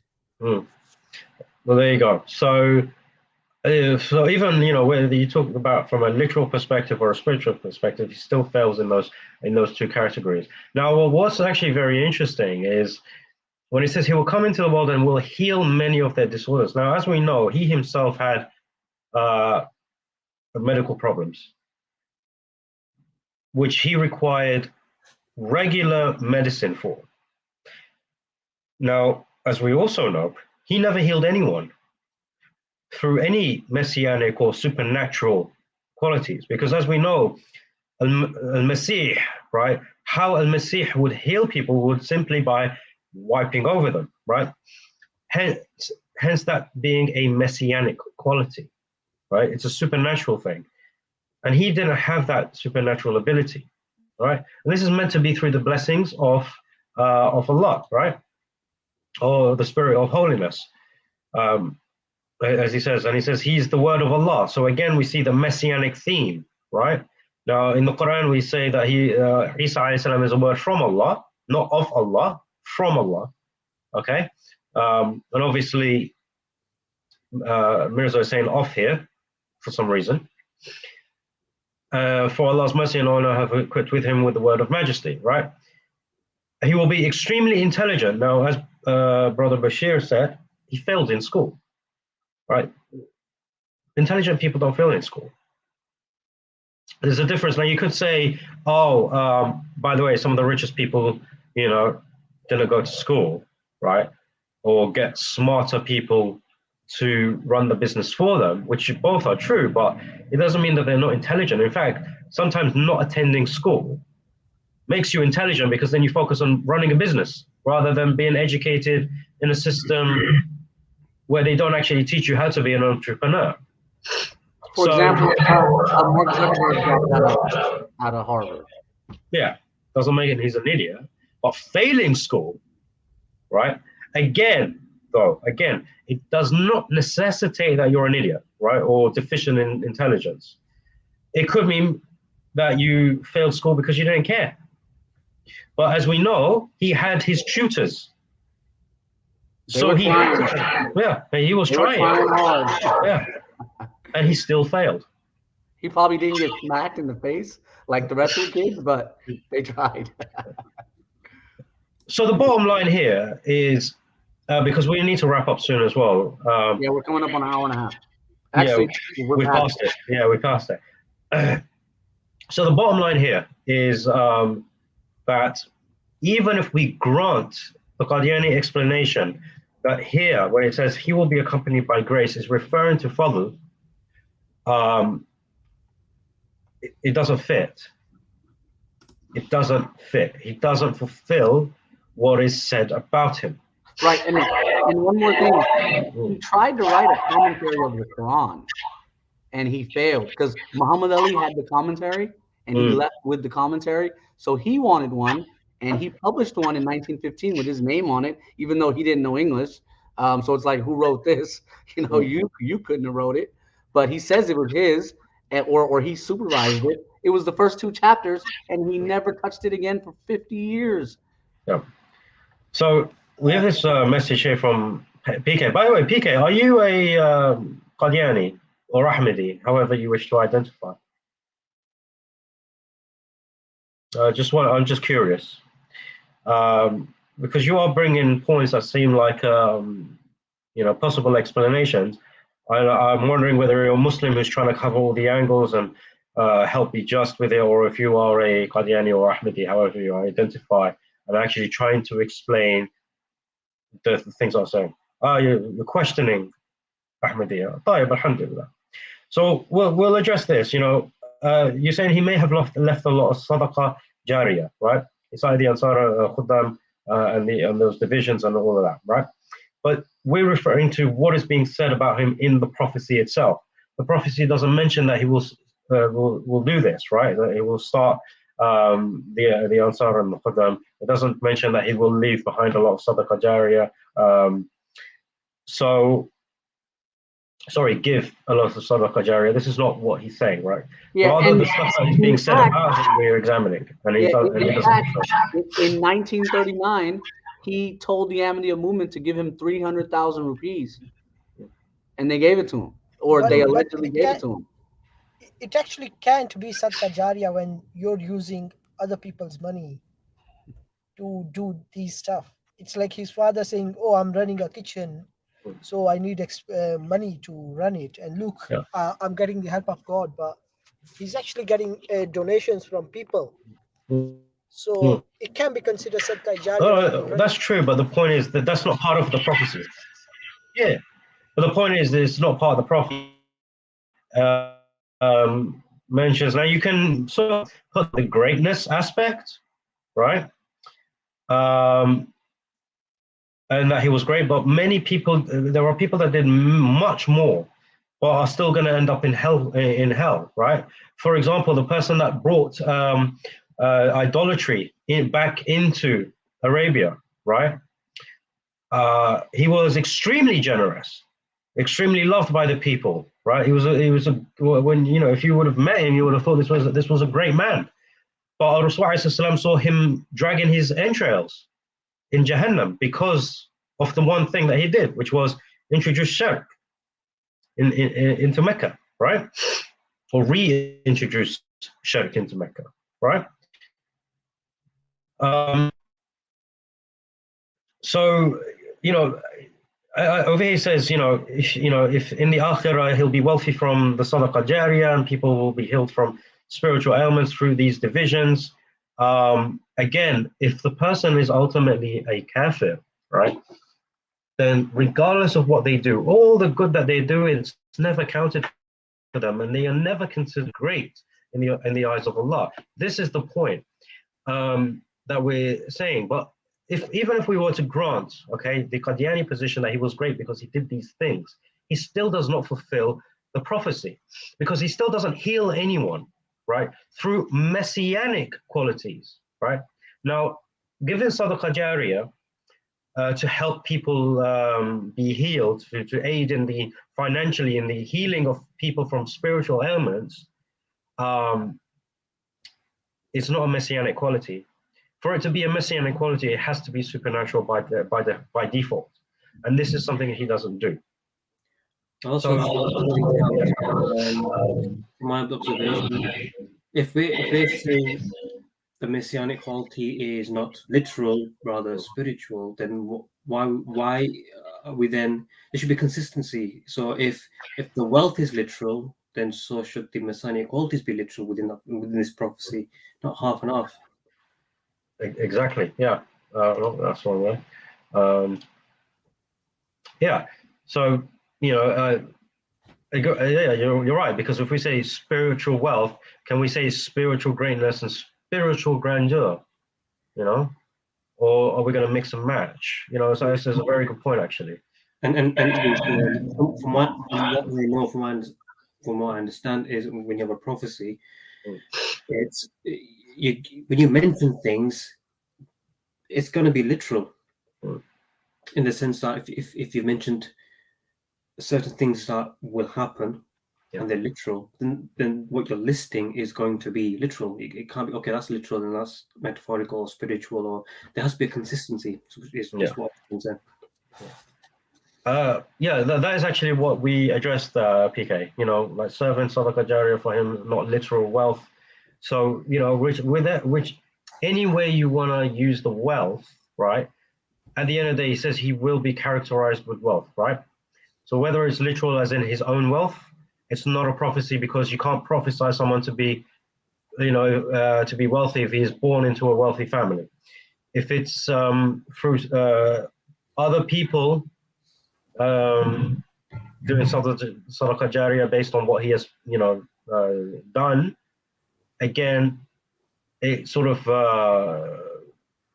it doesn't really work, because from a spiritual perspective, no matter how much sadaqah jariyah you give, if you are a disbeliever in the eyes of Allah, it doesn't count, right? It does not make you great. In fact, it makes you humiliated on the day of judgment. So all of these things are very obviously relying on the fact that you actually consider them to be a Muslim. And as our Rasul have said, that he is the last of the prophets, right? This is very explicit, and this is upon this is why the scholars have condemned the Ahmadi movement to be of disbelief, because they reject the finality of the prophet, of his prophethood, and say that there is error. So for the second, for the promised son to affirm that there is a prophet after Rasulullah sort of takes away any spirituality. I mean, Mirza Ghulam Ahmad was making the literal lana, saying the lanat of Allah, the lanat of the angels, and my lanat on anyone who claims to be a prophet.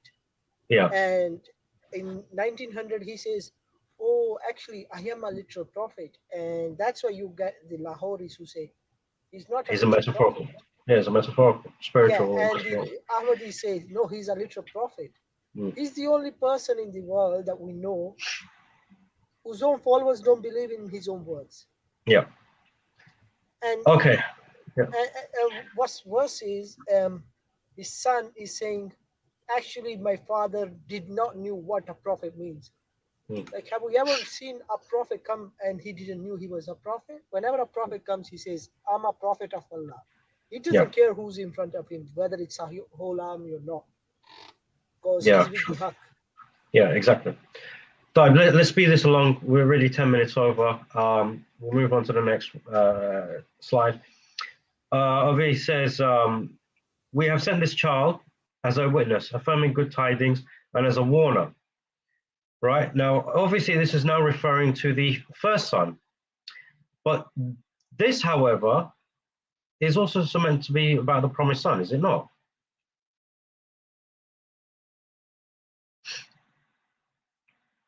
Yes, it is for the promise.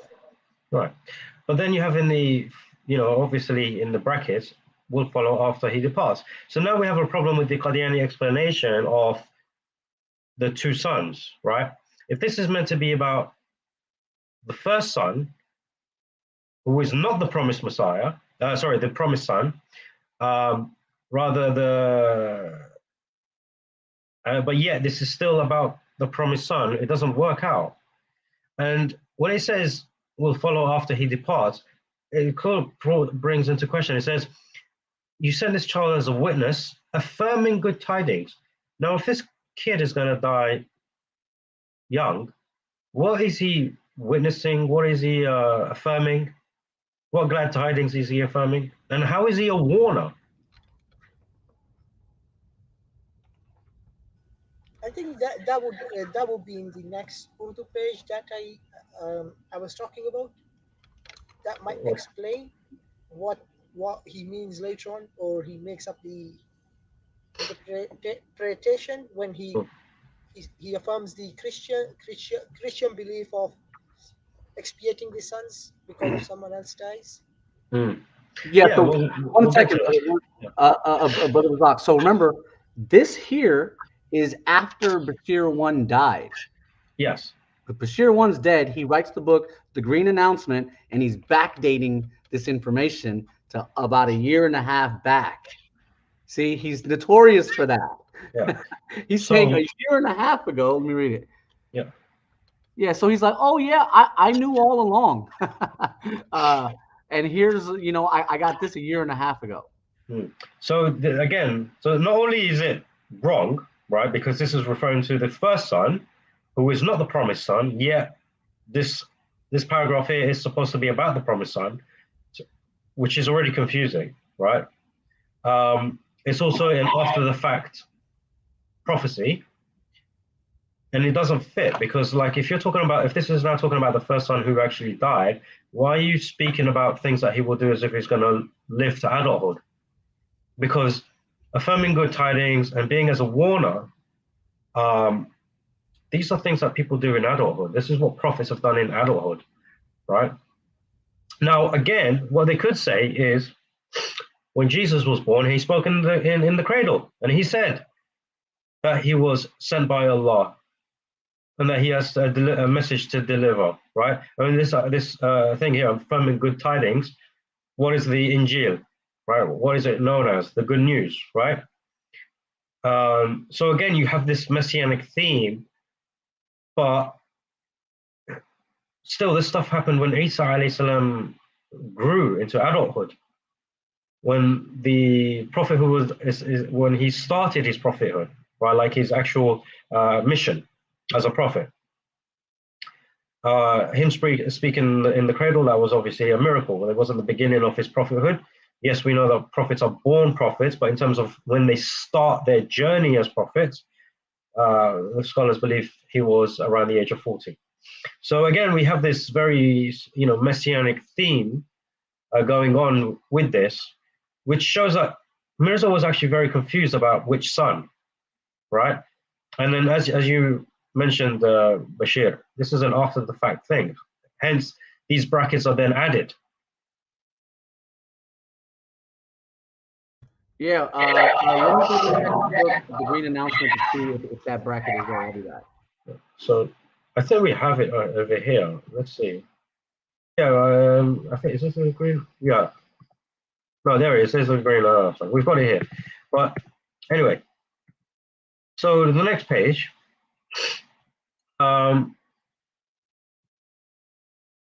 which we have is from page 210. He will be of high resolve, and he will be like you in beauty and benevolence. He is all powerful and creates as he wills, right? So this is actually no, I think that's something else. Sorry, my bad. I'm reading something else. We're actually reading down here in 1888, where it says, God Almighty has discussed to me that the prophecy of February 20th, 1886 promised the birth of two blessed boys, up to the words, blessed is he who comes in from heaven. Okay? So that's referring to the 1886 prophecy.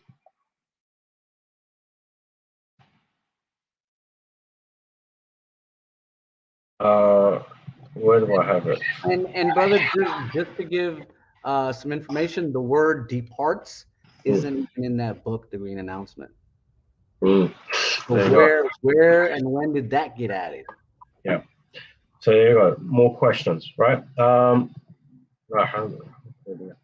Okay. So like I said, so the prophecy of February 2020, February 20th, 1886, prophesies the birth of two blessed boys, right? So the question is, when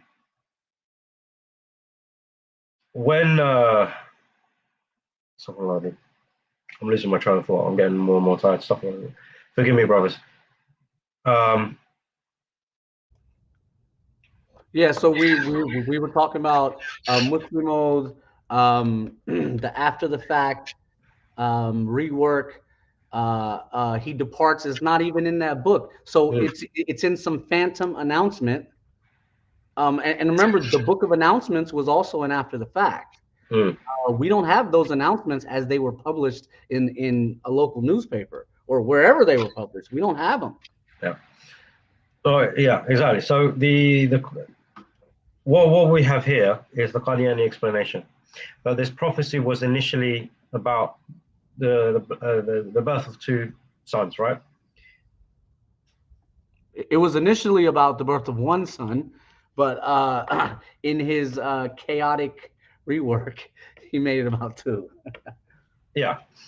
So that's what we're saying. This is a rework here, because in 1888, he's saying that he's writing now that the prophecy was actually about two boys, but when he's actually writing it, the way it is written, it looks very much so as one is speaking, referring to one child. But that's because he later on himself says, it was meant to be for two boys, but I misunderstood the prophecy. Misunderstood. And this is where they accused Muhammad sallallahu alaihi wasallam, Nuh alayhi salam. Yeah, exactly. It's ridiculous. It like really is. Literally every single prophecy is like It's a rework, yeah, or reinterpretation. And worst part is the accusation that they throw at the prophets. They're non-existent. Like if any Ahmadi wants to challenge us on that, just come here and we'll show you from the hadith and from the Quran that they knew what they were talking about or what they were doing. It's not like it's something that you can throw at the prophets and get away. Yeah. Okay. Yeah, and so this is, if I'm not mistaken, this is from the Green Announcement, if I'm not mistaken. Let me just double check my reference here. This actually is the Green Announcement. Yeah, the English translation, which is recent. So remember, brother, even when they do English translations, they get wordy and tricky. So, but as we have it worded here, right? We as it says, right? The demise of his first son. This is now referring to the first son, who was born on Monday the 7th of August, 1887. Died essentially on the same day. Look at the date that he died. Yeah. That announcement, the same day. So Bashir dies, and he publishes the announcement with the rework. Yeah. The same day. The same year. Not the same year. The same day. Well, there you go. Same time. Look, go back one. August 7th, 1887. Oh yeah, yeah, right, yeah, same As day. soon as the kid dies, he's like, oh, Yeah. oh, hold on. They're scrambling. They're scrambling. Let's get Yeah. this announcement out. Yeah. So there you go. I mean, like, you know, it's just very obvious there is a rework. This is one of those things that where you can say, yes, it's an obvious rework. And that's the point, right? And over here, this is the continuation of his explanation. Al-Bashir first was the spiritual cause of the descent of the divine mercy, and the rest was related to the second Bashir, and blah, blah, blah, right? He continues, and then this is where we have the proof that it's a rework because he dies on the 7th of August, and that's where we see the rework, where he suddenly gets something else saying this. So subhanAllah, and this is the green announcement on their website, right? So this is not us making it up. This is on their official website as well, saying that he was born 7th of August, 1887, died on 4th of November, 1888, right? So as soon as he's born, the day he's born, that's when this comes as in brackets. Yeah, so let me correct myself. It wasn't the day he died, it was the day he was Yeah, born. the day he was born. But the thing is, the brackets are then added, follow after he departs, because when you see the actual text, it's speaking about him as if he's going to grow into adulthood. Right. And then you have the brackets, which then is the rework, saying, oh, yeah, by the way, this is after he dies. Hence why in 1888, when he is dead, in that same year, obviously we don't have a date here, but in that same year, the year of his death, he says, oh, by the way, that prophecy was about 2 boys, not 1. Yeah, like a month after the kid died. Yeah. So that's what we have. And then, Hussein, if you can explain to us this page, inshallah. So when his promised son died, people question, oh, but he was meant to be the promised son. So Mirza Ghulam Ahmad came up with this new theory that he took it from the Christianity, and he said that those that were sad upon the death of my son, and they bear with it, and they were among the sabirin, those who did sabr, and his death will expiate their sins.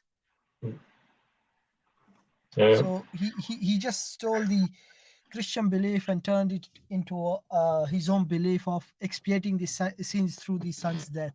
And he says, "Un sab mominun ke, all those momin gunaho ka kafara hogi, and it will expiate their sins." So we can see very clearly that with reference to the death of the first son, who was initially meant to be the promised son, but then obviously had to be reworked to mean the second son,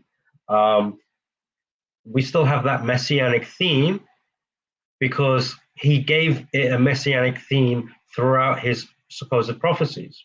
So he had to continue with that, and by doing so, he accepted the Christian sort of doctrine of atonement through the death of a person, which is interesting because in the same breath, he actually denies the death of Jesus on the cross for the atonement of sin.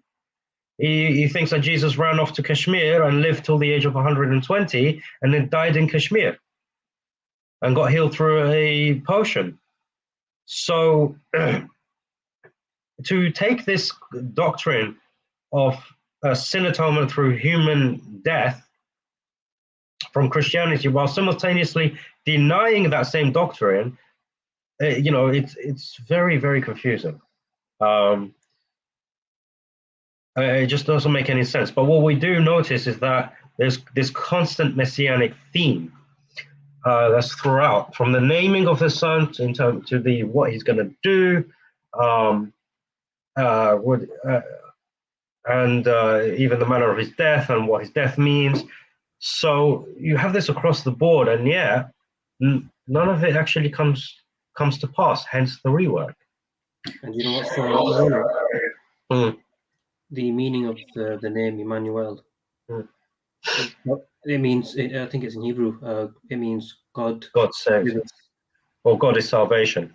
Oh, but also he himself, when he was talking about this promised son, he said, his birth will be, or sorry, I'm just paraphrasing it, something to do with his son, and his coming will be like God himself came to the earth. That's what this page says. Yes. I need to quickly check. Sorry, just give me a second. Yeah. Let me bring this up because I have this page, and obviously it's in Urdu, so I have no idea what it says. I'm relying on you. Yeah, I'm gonna try to find it. I got it somewhere. No, that's a different page. That's something to do with his sira. So this was sent to me by one of your brothers, but I can't remember if this in reference to the prophet's son or if I labeled it for this prophecy. Okay, so this is about her mother saying that we thought the first Bashir would be the Muslim Maud, the promised son, but he was not the one. And the same way we thought when there was no second wife, Mm. as they misunderstood it. Mhm. So who was that son? And then they said we thought that would be Mirza Mubarak Ahmad, Mm. but he also died. Mm. And then we again thought that this might be from some other wife, i.e., Muhammadi Begum, Mm. who will bear this child. Yeah. But that wife never came to his house, like into his marriage. Mm. And then he says, now we just need to find this promised son from the kids that are alive. Mm. So this Yeah, is so just so remind us. Wait, hold on. Just remind us who is writing this. this is And 1943. This is the autobiography of the widow, MGA's widow, and someone else is writing it for her. Hold on, let me find out who's, because obviously she's illiterate. Hmm. So she has a scribe who's writing down her autobiography. She's still the author. She just has a scribe. But the Yeah, point here is that the yeah, I widow, found his i.e., name. Found his the name. widow of the promised Messiah, is belying him. Is saying it didn't happen. They gave up by 43. Mm. Now remember the and historical they context. just try to throw all this on the second caliph, saying, oh, he most likely he's the promised son because he's the one who's leading it. Mm. So the next year, in 1944, he goes to Delhi and he claims to be the promised son. And I think we will end it here, inshallah, because, like I said, we're already half an hour over, and I'm getting really, really tired now. I'll be honest with you guys. So let's do a quick recap, and then we'll end the stream, inshallah. Okay. So Sure. we'll Yeah, start with the widow and virgin. Sorry, the virgin and the widow prophecy. That's not. I mean, that failed because of the reasons that we gave. The fact that it was an after the fact explanation. We don't know where the primary source for this explanation comes from. lots of rewording. Lots of rewording. You know, the way it was worded as well nullifies a lot of the criteria of prophecy in of itself.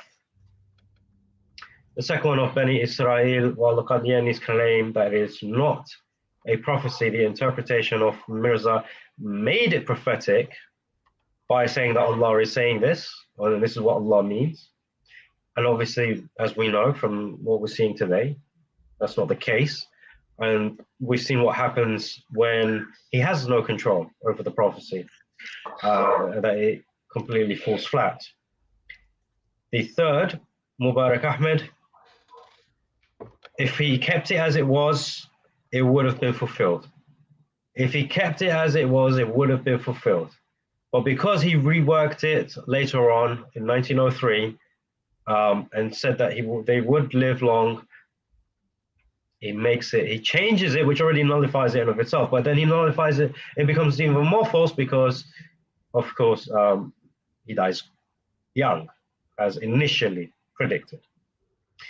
And last but not least, what we've just been through, the promised son, there is a reworking of the prophecy.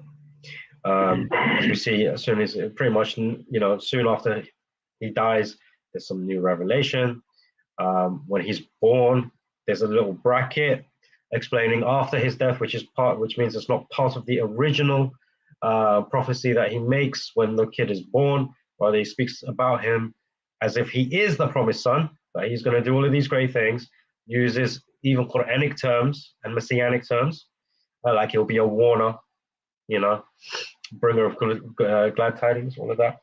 So he makes it sound like he's going to be grow old and be the promised son and everything. Doesn't work. So we need that rework in 1888, as well as the brackets for the prophecy in 1887. And even if we were to grant the Qadiani is that when it says he will be accompanied by grace refers to the second son, who will be the promised son. What is described about him is not fulfilled as well. So it falls on so many levels. Have we got any closing comments from you guys? Yeah. Well, I would say my closing comments are Ahmadiyya literature is very complicated. As you guys can see, people will make mistakes. If you make a mistake, just own up to it. It's all right. But it's really, really complicated. It's layered. It's purposely complicated as such. They've added footnotes and didn't tell us.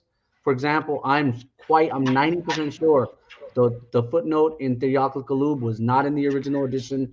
I'm going to have my team take a look at it and compare. I've caught them doing this many times, over 20 times where they added footnotes that were never there. Yeah, but as we've said, we're going to be lenient with them. Let us assume that those footnotes are there. And that actually damages them even further, because even if we grant them this and it still fails, it means that whether or not it's been added in later, even if it was original, it still fails. Right. So this is why I'm not focusing too much on, how authentic is this? I'm like, what is your explanation? Why do you as Qadianis believe this? Okay, you show us these pages. This is what's on your official websites. This is what's in your PDFs. Let's work with that. And you still fail. And they still fail. Yeah. Subhanallah. Yeah. So, those are my only comments. This is complicated layering, complicated literature.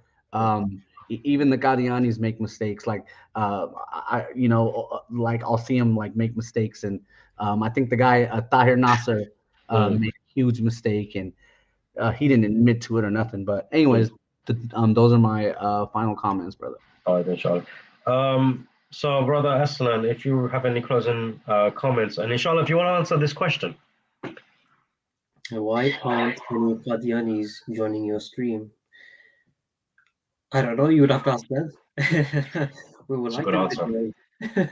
We would like them to join, but they don't want to join. They don't want to engage, and we'll be more than happy to engage with them on a stream like this. So yeah, that's a good question. If there are any Qadianis watching, why haven't you joined? And look forward to you joining next time. Yeah, inshallah. Yeah. So, any closing thoughts regarding what we've discussed today? My thoughts are, it is very, especially with regards to the promised sons, it was very confusing. And you can see how it can be confusing when a person's claiming to be a nabi, a prophet, they're making a prophecy, but then having to rework it. I would say to the viewers, including the Qadianis, is just have a think, right? If this person was truly a prophet, would he have to reword or rework, or even have his followers rework or reword anything just to justify a prophecy. A prophecy should be something clear cut. Like, this is what it is. That's how it's going to happen. And if the individual is truthful, it'll happen without a doubt. But from what we've seen, it didn't go according to Mirza Qadiani's way. Even the prophecies where, for example, marrying a virgin, during that time, most people are marrying virgins. So how is that a prophecy? Yeah. So kind of a lot of it's you're left speechless. It's like it's like me saying like I mentioned before, water is wet. That's not a prophecy. Yes, probably. So obviously we have a fellow Brit. I noticed with Qadianis I have met at Speaker's Corner, they never even mention Ghulam Ahmed when debating. Their main topic is if Jesus died or not. That is true, but what you would find is that they can't even discuss that topic anymore. They would bring it to Speaker's Corner because there hasn't been a lot of Qadiani representation at the corner, so many people will not be privy to their arguments. Now, I did have an incident where I did confront a Qadiani at Speaker's Corner, and he wanted to talk to me about Isa alayhi salam, and then as would be expected, when he realized that I did know my sources and I did know the script that he was going off, he no longer wanted to engage. Unfortunately, that wasn't caught on camera. I think that would have been one of the things that would have been nice to be caught on camera. But then again, I don't usually have many of my discussions caught on camera anyway when I'm at the corner. So, but that would have been a nice one to have captured. But inshallah, you never know. Brother Hussein, any final thoughts? Yeah, I had one issue with his Mubarak Ahmed dying and him prophesying that he would die early. Because I've just read the last page that you shared, and it was something about they thought he was the promised son, but because they already had an incident with a son before who was meant to be promised and he died. So Mirza Ghulam Ahmad just tried to cover both the bases, just in case if he dies, I can say, "Oh, look, I knew he was gonna die, but if he was to live, oh look, he lived. He's a promised son." That's my personal comment. But you would see that very much when you start reading his books or you start reading our scholars how they refuted him. That he makes a claim, he backtracks, then he makes another claim, but tries to cover all the bases.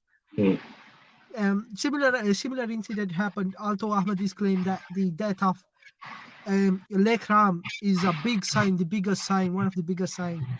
But actually, that was after Al Mubahila, which Mirza Ghulam Ahmad lost badly.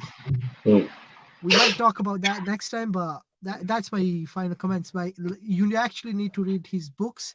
Go to Urdu scholars who refuted him 100 years ago. I thought you were going to say you should, to do this, you need to go to Pakistan. I thought you were going to say that. I was going to say Pakistani scholars, but I just realized 100 years ago they were all Indian scholars. So there's actually a 60-volume book, a book with 60 volumes in it. That's just compilation of the works that scholars have done against Ghulam Ahmad.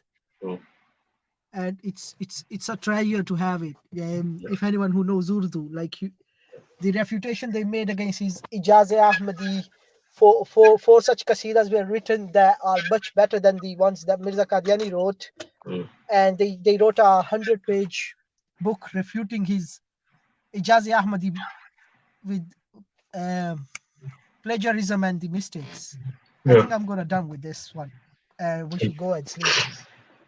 Inshallah. Well, there is so much to go through. And like you brother said, a lot of this stuff is actually confusing when you look at it because it is deep. And this is why these streams are not 30-minute streams. We've only gone through 4 prophecies today and we spent 2 hours. And yesterday, not yesterday, sorry, the night before, we went through 2 prophecies and it took us an hour and a half. So that's already, 3.5 hours, right, on 6 prophecies that we've spent in order to dig deeper and actually examine what's being said across multiple sources and across multiple years and dates and how things have come together. So, it's when it's unlike anything, right? Because when there's shubahad like this, right, there's always some truth, some falsehood, and this is what the Qadianis are, to be honest, very good at mixing truth with falsehood, right? As stated, and I think the age prophecy is actually the best example in this case because we've covered it, where he was truthful about his age and about the years and counting and all of that, but he was very false in his prophecy.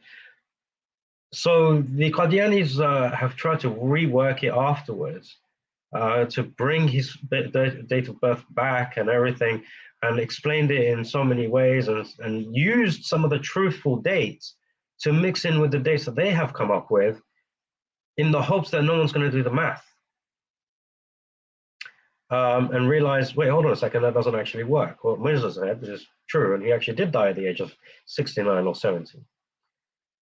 And this is why it's very important for us to delve deep into these things. And it's like any field. If you want to know what is actually being said, you have to sit down and study it. It's not something that you can just pull off the internet and just say, oh yeah, by the way, I've got a refutation.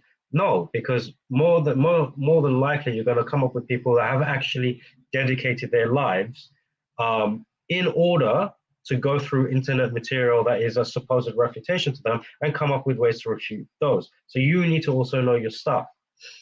So I think this would be advice for anyone who is seeking truth, who is trying to do research. You actually go and do research. You actually buy the physical materials. Now, if you are going to delve into Shubahat, as always, you have to be certain in your own belief. You have to understand why you are a Muslim, why you say La ilaha illallah. You have to know your aqidah. You have to know the basics, and you have to be certain of why you believe in what you believe, in order to protect yourself from the Shubahat. Because even students of knowledge who have gone through aqidah lessons, sat at the feet of scholars, even though some of those have succumbed to Shubahat. Right? So do not think that, because you're a Muslim now, alhamdulillah, you're not going to fall into any fitna or any shubahat or any shirk. May Allah protect us all from that. But you have to guard yourself from it and ask Allah that the knowledge that you gain is something that will be beneficial to you and not something that will be detrimental to you, and that it will be an evidence and an excuse for you in the day of judgment and not an excuse against you on the day of judgment. So that will be my advice. And please, whatever you do, don't just take what we have said as face value. Do your research. As we have seen in this stream, I have made a mistake. Brother Bashir has made a mistake. Obviously, these are unintentional mistakes, and we have corrected ourselves when we have. I've been corrected. Bashir corrected himself when he realized it. So even us, when we come on these streams, we are prone to make mistakes because we are insane. We are from al-insan, which means we do forget, we do make mistakes. We are not perfect, despite the research that we do. Okay, so please take what we have said, look at the evidence, examine the evidence, see whether it corresponds with what we have said, and inshallah that will lead you to the truth that Mirza Ghulam has indeed, at least in the 6 prophecies that we've examined so far, failed in all 6. And lastly, inshallah, we will be doing a stream soon due to how I feel at the moment, because I am not well. I will not announce anything now, but it will be soon, inshallah. It all depends on whether I recover soon or whether I get worse. And only Allah knows, which is how I'm going to wake up tomorrow morning, if I'm going to wake up tomorrow morning. So, brothers, Jazakumullah khairan for joining me on the stream, as always. Yeah, and Jazakumullah khairan for those who have who are watching, and Jazakumullah khairan for those who will be watching in the future, inshallah. And we will let you know when the next stream is, where we will cover the last 4 prophecies and see whether Mirza Ghulam has failed in those as well, or whether at least one of them has come to pass. So until then, may Allah bless you all. May Allah guide the Qadianis to the truth. And assalamu alaikum wa rahmatullahi wa barakatuh. وعليكم السلام ورحمة الله وبركاته.